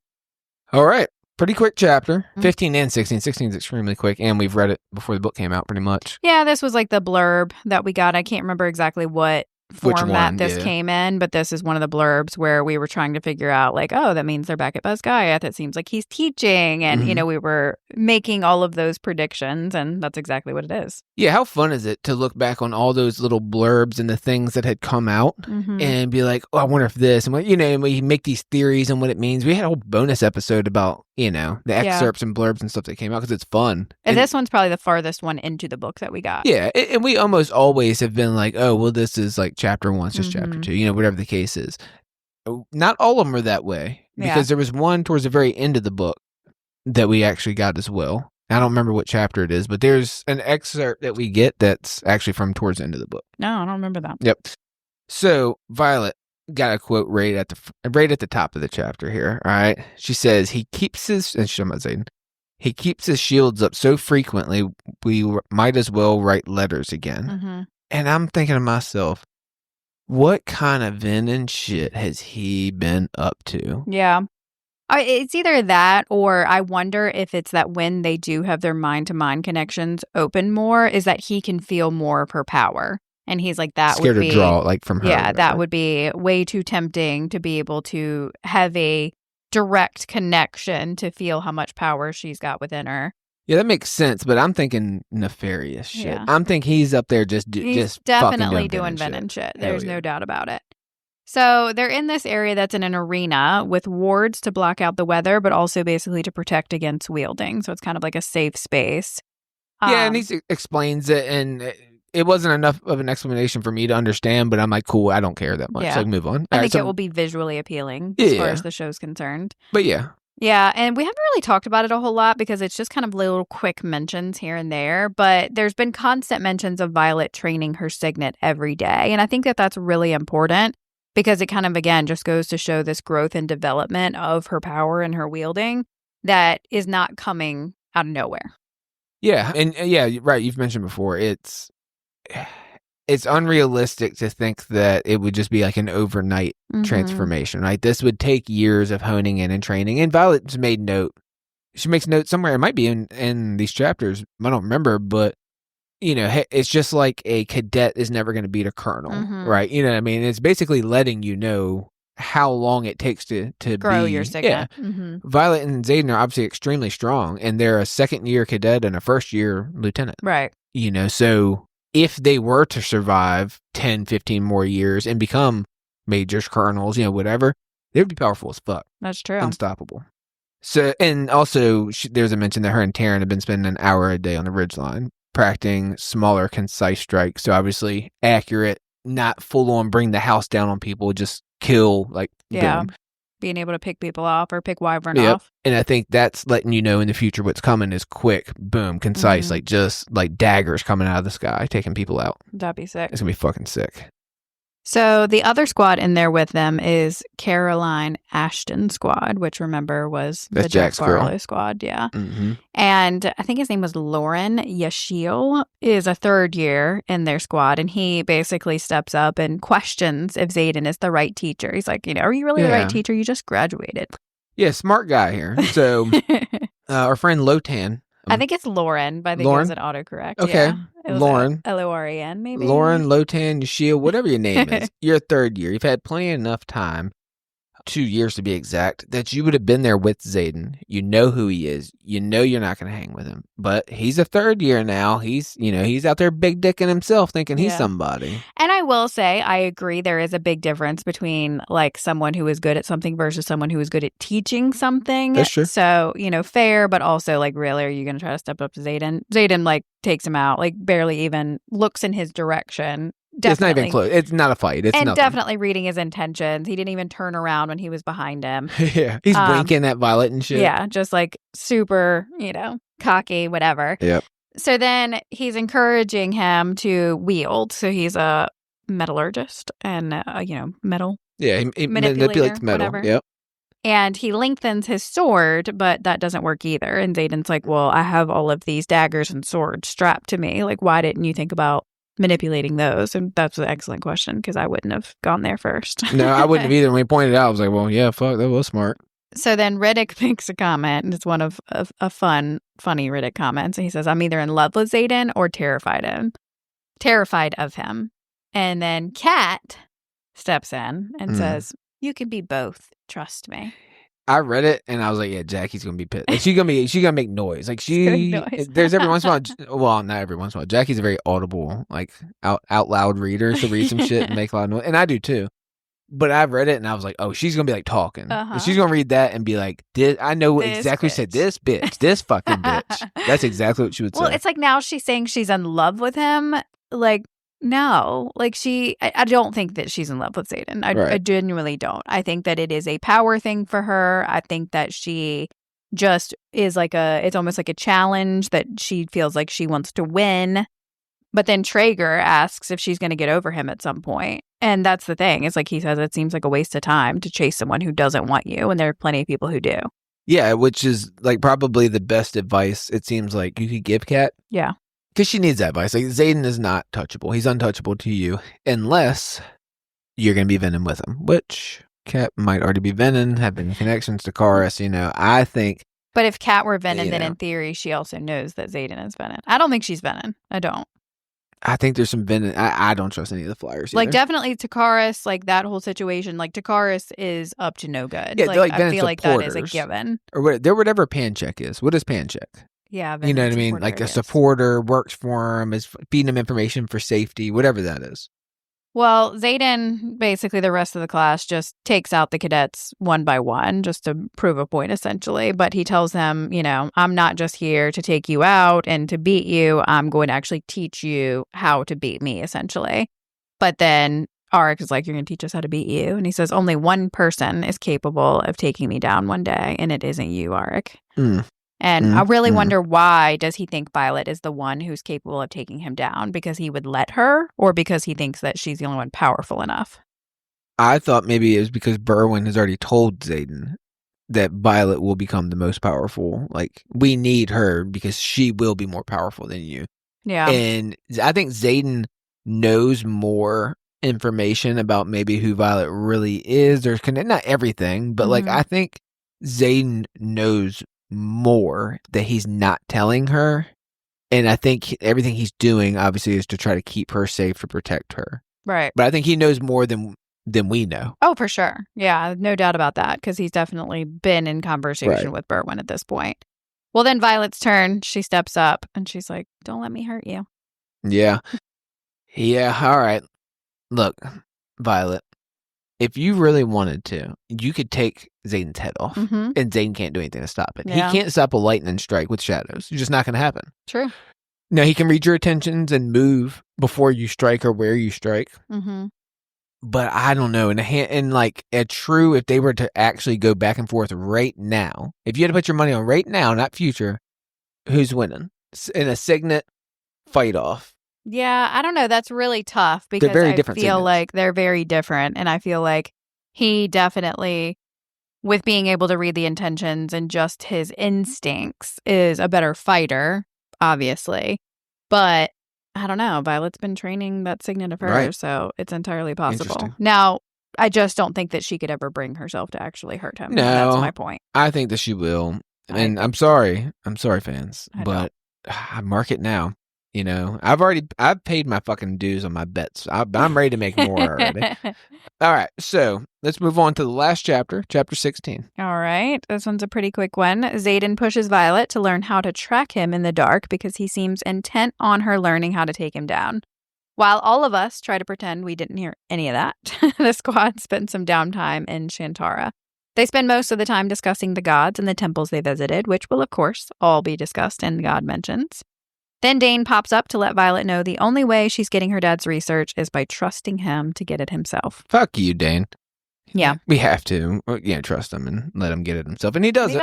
He does. But still, I'm not fucking buying it. And like every time Rebecca Yarros comes out and she's like, why does everybody hate Dane? I love him. I write him to be so much. You're a fantastic author. I mean, you took some non-reading, half-illiterate fucking hillbilly. Is that how you describe yourself? Somewhat, yeah. And had me reading about him eating that thing on a fucking throne. You know what I'm saying? Like, you changed my world. But I don't trust that you're telling me the truth about Dane. I don't trust it, not one bit. I hope Rebecca Yarros hears that one day. I doubt she will, but if you do, thanks, Rebecca. Appreciate you. Listen to the podcast. Follow us. Till Books Podcast. Well, then Violet steps in the ring, and Xaden immediately puts them in darkness. And we get really excited. He's being Mr. Smooth again, kissing her neck and caressing her with shadows. And he tells her to use their pathway to track him down. And he's pointing out that he can wield anything that creates a shadow, but the strongest threads are always his own. So the darkest shadows are always, I guess, his own shadows. Yeah. She also emphasizes that she needs to be able to find him in the darkness because she's the only one capable of killing him. And I don't like it. Yeah, what he's telling you is that at some point, he will be bad, bad, bad. Mm-hmm. And he is going to wrap all of them up in a battle scene in complete darkness. And he will be killing the ones... Well, he will be killing the ones she loves. He is an Onyx Storm at the end. Well, I think I think that this is a foreshadow or two, is an end battle where he's strangling Riddick, whatever it is, and she has to take him out to save everyone. Yikes! Because he's completely lost control. Man, sorry to bring it to this level, guys. But this is just being a major bummer. I am, but it's the truth. You better accept it now. Either way, Zayden's being a little dramatic, but he knows something about the future that we don't. And all of this stuff just keeps confirming that he knows what's up, who she is and what's coming. And he's trying to tell her.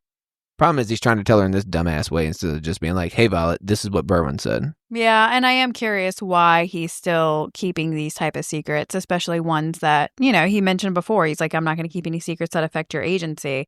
A lot of this is definitely going to affect her agency, so I'm curious as to why he's going about it this way, but I guess that's his character. That's who he is. He's complicated, as the women say. You know what men say? He's a dude. He's a dude. He's a fucking dude. That keeps secrets. No, he's a bad communicator. Yeah, he is a bad communicator. I would agree with that. We're not great communicators. We think that what we're saying is obvious. And you're like, true. You didn't tell me shit. And I'm like, what do you mean I said this? And you're like, that doesn't fucking mean that. That's true. That's usually how we are. I agree with that. Yep. Well, then the squad goes to Shantara. I was kind of excited that we got to see a little bit of Shantara because it was mentioned so much in Fourth Wing and then in Iron Flame that, we just never got to see it, though. Right. And Violet finally goes. They said they visited a few temples already, and the flyers have been gone for hours worshiping. So probably nothing to it because I think it's just trying to show different religions. Like you look at Christianity and, compare it to any other religion. Mm-hmm. Like it's vastly different. They're all vastly different from each other. They have a lot of commonalities. But commonalities? What did I say? You said commonalities. Commonalities? You mean, I think it was a combination of commonalities or similarities? I don't know. Say the right word again? Either one. You did two words mixed together. Oh, give me one to choose from. Similarities. I think there's a lot of similarities. But there's also how you worship is different. You know what I mean? Yeah, I agree. It does seem odd, though. Right. I was suspicious. I do. And that was my note. It's odd, and I don't trust any of the flyers. Mm-hmm. But I also can see where maybe it's just pointing out like, hey, we're not all the same in how we worship type of deal, Yeah, but it's still the same gods in theory. And I don't know. It's just, that's the thing is that even if the flyers are just looking out for themselves and their country's best interest, Porville's best interest, then obviously that gives them a reason to potentially betray all these people in the end. And that's, to me, the only thing I keep an eye on. But again, I think a lot of it comes from my distrust of Takaris and the fact that he is so closely connected to these people. Yeah, I think they're wolves in sheep's clothing. Don't trust any of them. Yikes. Well, then Marin makes a comment because they were all talking about Zayden and how he's able to take everybody out. And she says, oh, like him being the strong, like that's a new thing, right? And again, Kat's just so thirsty. And Violet tells them signets can grow, obviously, like hinting at how powerful, like even she is going to become too. Yeah. But yeah, it was just... Yeah, Kat's just being Kat. Kat's just being Kat. She's thirsty as fuck. She is. Then Dane tells Violet, he comes in and everybody was like, oh, the wing leader, womp womp. But he tells her that he can only retrieve the research himself and that she has to trust him.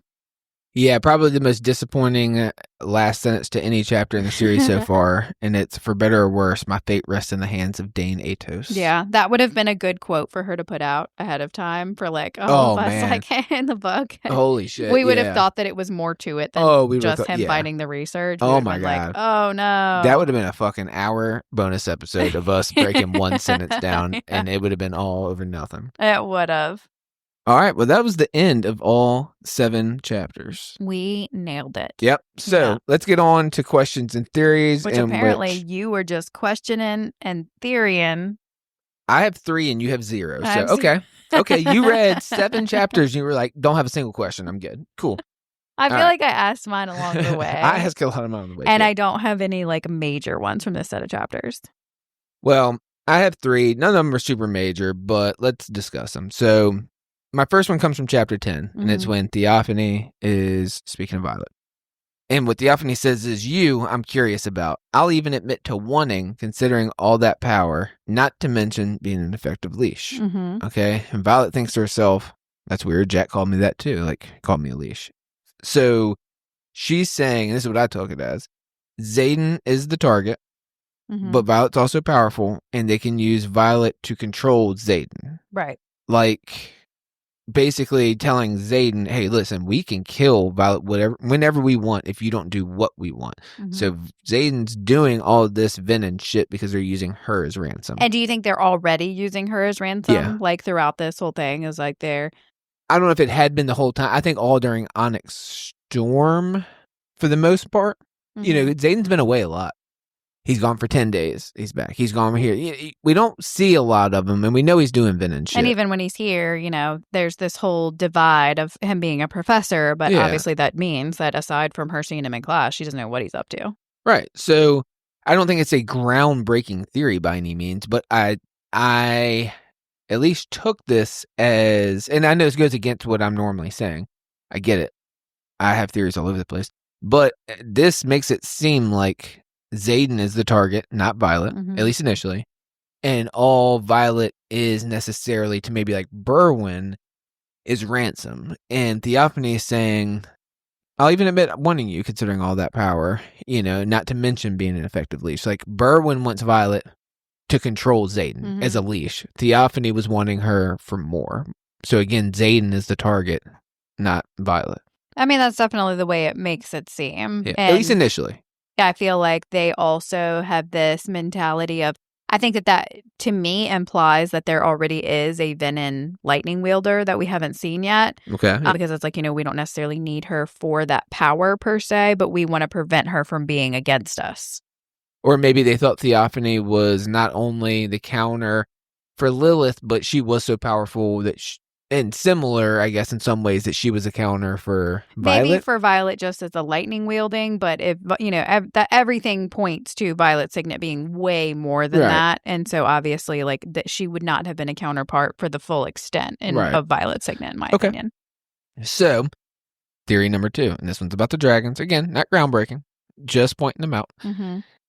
Our dragons, this is Xaden, came looking for us. They knew what they were doing. They were building their own army.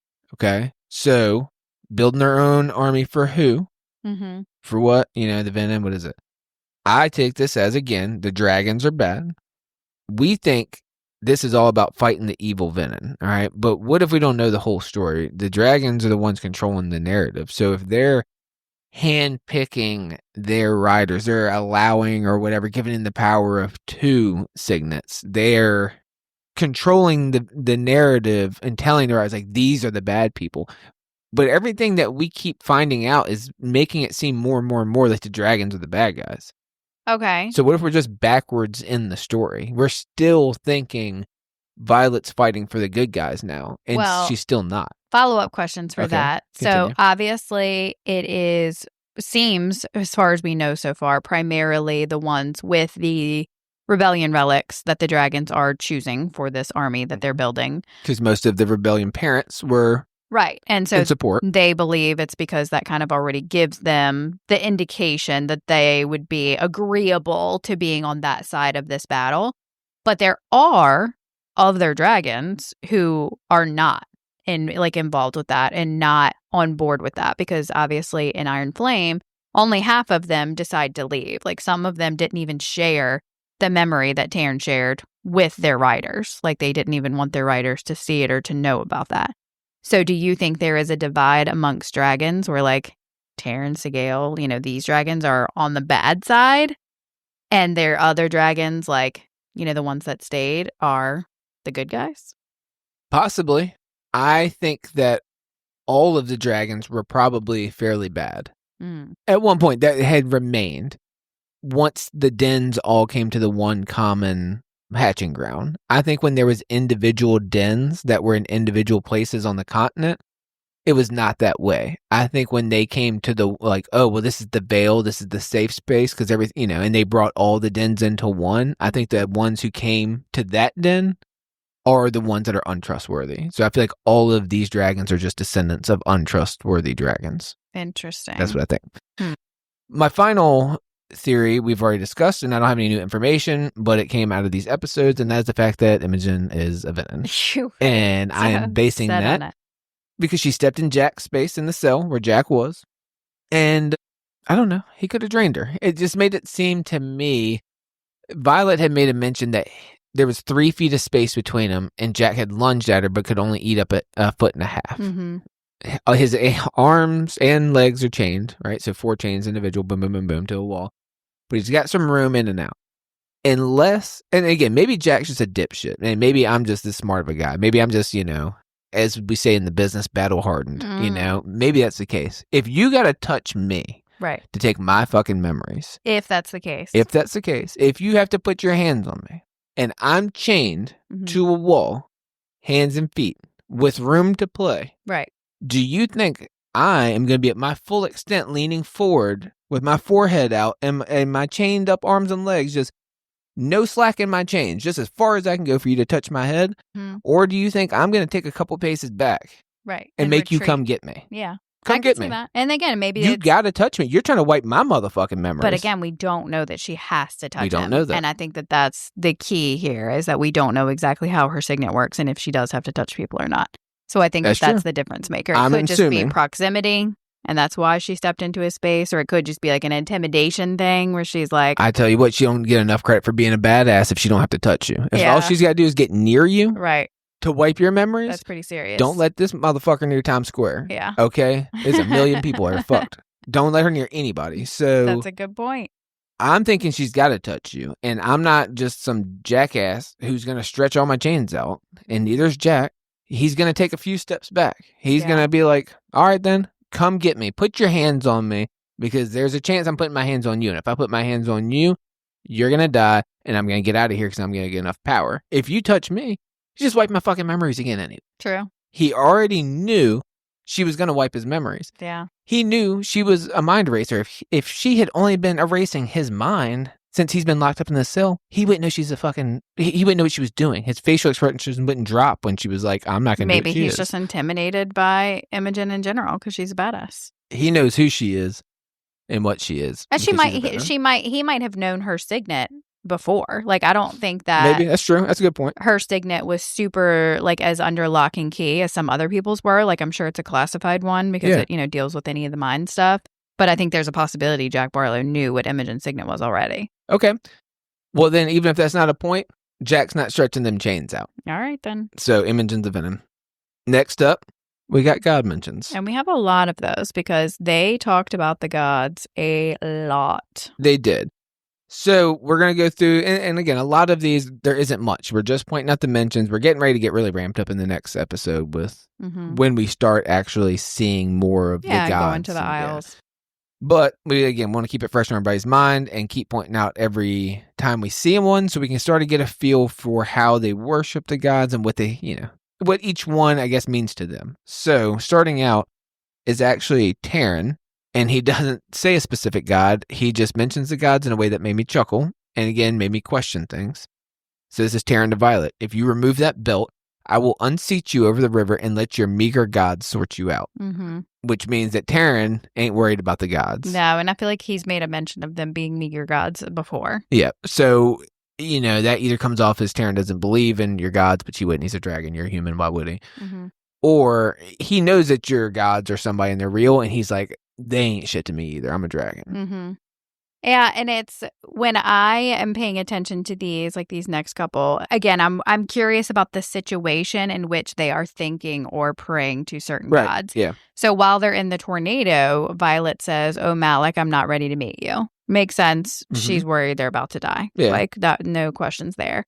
Then Garrick, when he realizes Violet's alive, like after she and Terran like made contact and hit the mountainside and slid down, he said, "Thank you, Dune," which again is the god of war.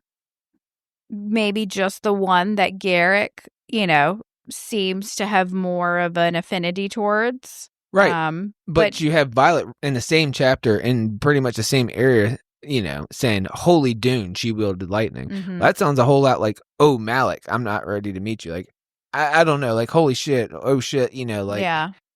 I don't know. They're being referenced in conflicting ways Yeah. so much. Besides, like, Zanal in the luck part. Right. Like, that stays pretty Yeah, pretty and Malik standard. seems fairly he consistent runs too. it. Like, he's deaf. Yeah, you're going to meet Malik for Yeah, sure. And he's if it's deaf. lucky, it's Zanal. It's the other ones that are used in Very interchangeably. interchangeable ways, yeah. And it's almost like her just replacing somebody saying, like, oh, God, or oh, my God. But I feel like they've got to be intentional. Right. But the main, you would think if they were saying that, they would be talking about the main god, which for them is Amari, because they're Amari, the Amorales or whatever. Mhm. So, again, like the Zonanal one, we have a mention from Heaton, who is playing cards with Emery, and he tells them that, they have unnaturally good luck with playing cards. Mhm. Well, again, Heaton says, well, Zanal is with me. Yeah. So that checks out. It's luck. It totally makes sense. It's not interchangeable. You wouldn't replace that with anyone else. No. There was another Malik mentioned with Jack. He said, and if I'd rather meet Malik. And the response was, does your kind meet Malik? And I thought that was an important note, is do they? And how that all works with the venom. Well, we know that they stop bleeding after their initiates. And they just kind of like explode into dust. So that makes it seem like they're not the same species. Mm-hmm. Well, they don't bleed after initiates. Yeah, I'm not sure. Well, then Sawyer, when they're in Shantara, mentions that Violet and Xaden would be able to get married at a temple of their choosing. Okay. She says, I doubt Loyal would let me in. I can't remember the last time I stepped foot in her temple, and that was the god of love. She said she stopped praying to her and Hedion, the god of wisdom, because love and wisdom hadn't shown up when I needed them to. And I think that was after her dad died. Yeah, I mean, real bummer. God isn't coming to save you because we're gonna die. We're all gonna, you know what I mean? Like, that's the one that's like... Well, this is just a real exciting, uplifting episode. Justin's God's not coming Violet for you. is going to save Xaden. We're all going to die. Have a great Monday. Yeah, happy Valentine's Day weekend. No one's coming to save you and we're all going to die. Oh, lovely. Yep. I definitely think a lot of the conversation they're having here in Shantara was more foreshadowing to kind of have Rebecca almost do like a little info dump of reminding you who the gods were and kind of their place in things. Yeah, for sure. She mentioned the Flyers were making offerings to Amari in Shantara. That's where they had been the whole time, I guess. Yeah, and Violet had even made a mention. She said, I don't care if it's from the second jug of ale or if Amari herself, dragged it out of him. And she's talking about Sawyer laughing, and it's like, okay, well, why would Amari herself drag it out of him? Like, what does that mean? You know what I mean? Like, again, I'm very confused in general on how Amari fits in. Well, because especially the Flyers make a mention that the temples to Malik and Dune are disproportionately large compared to others except Amari. So obviously Amari must still be the biggest, but then Malik and Dune are a close second. And Sawyer says he thinks it's a regional thing. Yeah, and war and death are on most minds this close to Basgiath. So that's why their temples are the biggest here. It's regional because Basgiath is here. So, and that checks out. I mean, that makes sense. If you have these multiple gods that everyone is praying to or worshiping for different reasons, you would have probably these two gods around Basgiath where everything is related to death and war. Yeah. Well, then we obviously get some very obvious foreshadowing. Traeger asks if the scribes pray to Hedion for wisdom. And obviously when they visit, the isle that worships Hedion, there's a lot of conversation regarding knowledge and wisdom. And she tells them knowledge and wisdom are different. And they believe that it's something that should be earned. And that's kind of something very similar to what she tells the triumvirate. Yeah. Who knows? Go for it. Yeah. On that aisle when she gets there. Right. So Violet says you'd think her mom would favor Dune. Well, but her mother was never temple-minded, is what she says. So that's, I feel like, could be important later on, too. Because then don't we find out that she doesn't go with the dad to have Violet dedicated? Right. She doesn't go. She's the dad, gone, but the dad is the one that takes her. Right. And so you have this mention of her mom not being temple-minded, even though, Violet says, like, you would think that she would favor Dune. So obviously there's a connection there. Right. It's just another piece of the puzzle that's missing, or another journal that I'm sure that's in. Yeah, might be. Violet mentions that she preferred worshiping Amari, and that after her father died, she spent a lot of time yelling at Malik. Yeah. And of course, Riddick prefers Zainal. Yeah, who doesn't? Yeah, so again, like you mentioned, a lot of God mentions to kind of prepare you and get it fresh on your mind again for what's coming up. And again, from Rebecca Yaros, this is just us pointing it out. So we didn't have a whole lot in Second Signet Watch, and Arik wasn't a huge part of these episodes with his precognition, nothing major yet. Mhm. But we did have a couple things to add to the Second Signet Watch. It looks like you get a point and I get a point. Yeah, so Okay. while they're sparring in the Signet sparring practice, Sloane refuses to wield her siphoning power Signet. Okay. And that's a theme recurring throughout the whole majority of Right. Onyx Storm. And Violet makes a comment, though, that she glances at her rebellion relic and wonder if she's hiding a second Signet, too. And I don't feel like that was a throwaway line. Just the mention of it makes me think that she does. Mm-hmm. And that's it. There is no other real, thing except for Liam, who's her brother, had 2 signets. Right. The other marked ones have 2 signets. So obviously the dragons trust that family. Right. And yeah, so Yeah. I don't think. lots of evidence to support why she would. And maybe there's more to her mental state and emotional state to start Onyx Storm other than, it was heavy. Like, she takes the death of Lilith as her, a murderous act that she's done. And that, I get it, but also is the other part of what's going on because there's a second signet that she, is dealing scared with. of. Yeah, Yeah. something like that. So I think, and I kind of started to mention this earlier with Lynx and Arik, the chapter where Zayden's like, hey, if you got a signet, stand up here. If you don't, go sit the bench. And Arik and Lynx go sit the bench. I just think it's possible they both have to, or one has to. I don't know yet. Both of them are late manifesting. Mhm. Now, yes, technically, Arik has already manifested. He's just hiding it. Right. But Lynx is still late manifesting, and Arik has a pretty fucking big one, and there's a possibility he's going to end up with 2. Arik, obviously, having precognition already makes it seem like he is going to be one of the more powerful riders, like the Powerful 6, and I'm starting to think all the Powerful 6 are going to have 2 signets. Yeah, I could definitely see Arik being somebody that would get a second signet. He's somebody, as far as if the dragons are genuinely choosing people for this, someone with his amount of influence and power would certainly be a desirable candidate if they felt like they could trust him. Yep. So I got my eye open on Arik as well. I didn't catch any on my first read of him having any kind of second signet. I was more looking for his first signet. Yeah, to that's be why we honest didn't with even you. know what his first signet was Right. by then.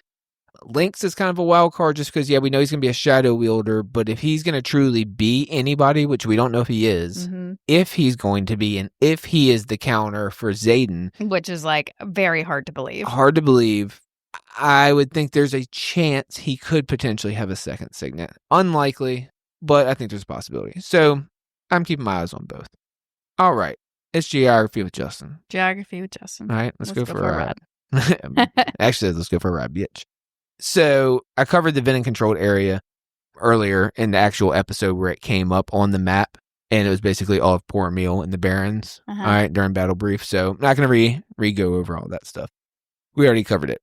In Chapter 14, there's a brief for Quest Squad with Captain Grady, and Violet notes her favorite part of the map, and she calls it hand-drawn, shapeless blobs that represent Isle Kingdoms to the south and to the east. I think she was being sarcastic there. Yeah, I know. But what it tells us is that there are Isle Kingdoms to the south and the east, and there are no fucking maps that actually show that. She's saying it's hand-drawn because there's no maps that show it, and the books that we have so far, there are no maps that show it. Yeah, Rebecca Yaros, I guess, said that the art department decided that they would be too spoilery. Yeah, okay. To show them on this book. So I'm assuming we'll get it for the next one. My thought is book 4 will have them. At a worst case, there's fucking hand-drawn blobs. And you know what I mean? But it probably will be a true map.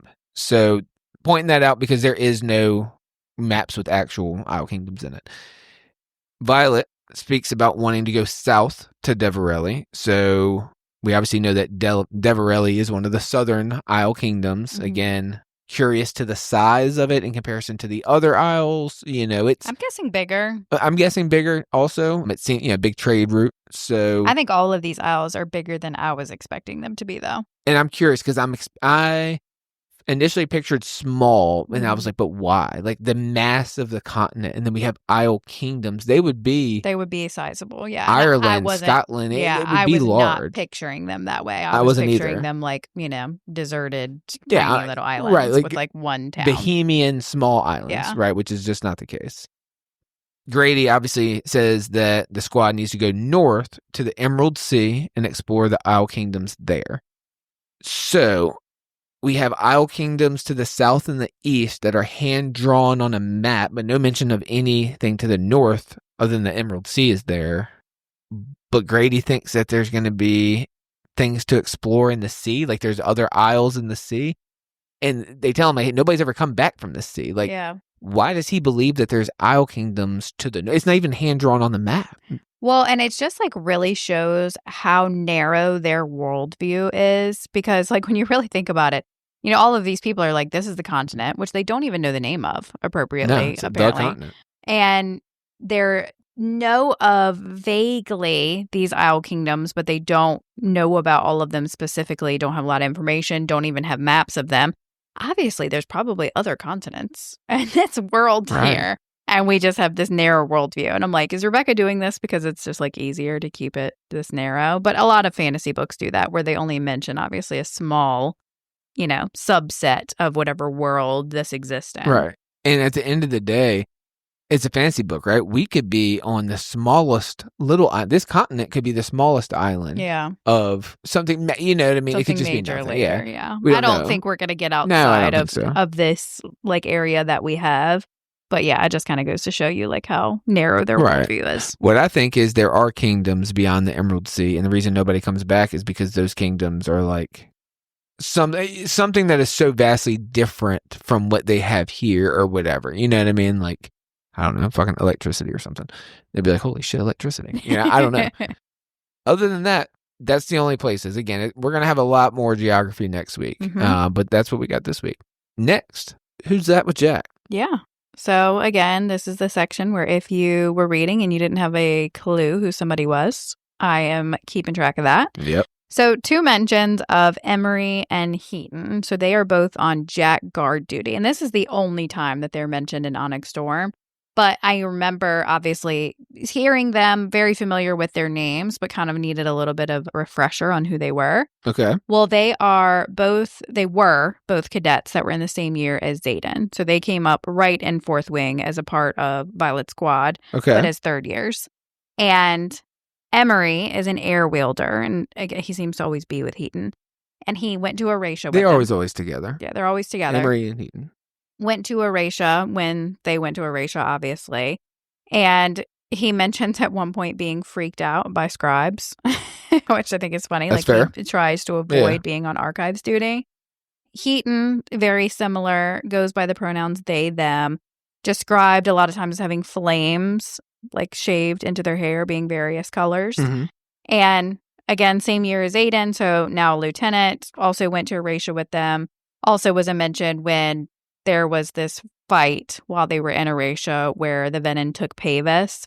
Emery busted his leg. Heaton had a really bruised up face, and they're both like 2 of the ones that were with Zayden in that fight when the Venom took Pavis.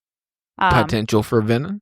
Potential. Yeah, I don't know. Not much there about them. Again, they were just kind of like randomly sprinkled throughout. They always seemed to be around during like the quest squad battles or, squad battles, whatever. So they're obviously not super important in Onyx Storm. Carolyn Ashton is another person. And I think we all remember who she was. She was Jack's BFF. She was in his squad. She was the one who was seen being escorted in and out of the healer's quadrant when he was being in there, being like healed as a Venom. Mm-hmm. So clearly knows some shit. And I think that that's important to remember about her, is that she was aware that Jack was a Venom. She was one of the ones going and visiting him. Not sure why they had her visiting them when he was in there, other than just as like a buddy, like, a familiar face. Whatever. Right, yeah. But she clearly knows what's going on with a lot of that and is like, buddy with leadership that is definitely not necessarily trustworthy. She also, the reason I brought her up in this section, though, she was there for the signet sparring, and we found out that she's a water wielder, and I don't think we knew that. Okay. Good information. Carolyn Ashton, basic as fuck water wielder. Got it. Fuck her. All right. Last up. Things I had to Google. All right, then. Yeah, I'm Justin, third person. Things that Justin had to Google. So I had 2 words. Mm-hmm. Yeah, okay. So the first one, I have never heard this word at all, but like context clues, you know what it is. All right. Mm-hmm. So, and that is staccato. Staccato? Thank you. Staccato. My heart thunders a staccato beat before we plummet. So I'm thinking like a quick beat, Mm-hmm. and the definition is basically like sharply, you know what I mean? Like quick, like a boom, like a very sharp hit. So it's like a sharp beat before we plummet. Again, context clue. I just had never heard that word at all. Yeah, I would have thought steady. So my context clues would have probably been wrong on that one. Yeah, it's so many different, like, I guess definitions. Honestly, there's like 5 or 6 different ones, but they all have the similarity as far as like something punchy, something like boom, quick. Right. So that's word number 1. Word number 2 is Dane. I guess DEI. Yeah, it's Dane. Yeah, Dane. Okay, but just it's Dane, but spelled Dane. differently. Yeah, and the way it was used, the quote is Zayden doesn't deign to reply, and I was like, doesn't dare to reply, bother. And it was do something that one considers beneath your dignity, like did not deign to answer that question. Yeah, didn't bother to answer. Yeah, that's kind of how I. Yeah, 2 new ones. Again, context clues, but different words that I hadn't seen, and so I thought those were pretty good. Love that. Thanks for informing us. Yeah, you're welcome. You're the best. Thank you. I appreciate it. You're the best. So that's it. In closing, 1. If you're not following us, you're wrong. That's on Instagram at tillbookspod and TikTok at till.books.pod. If you haven't left us a 5-star review, shame on you. You should do that.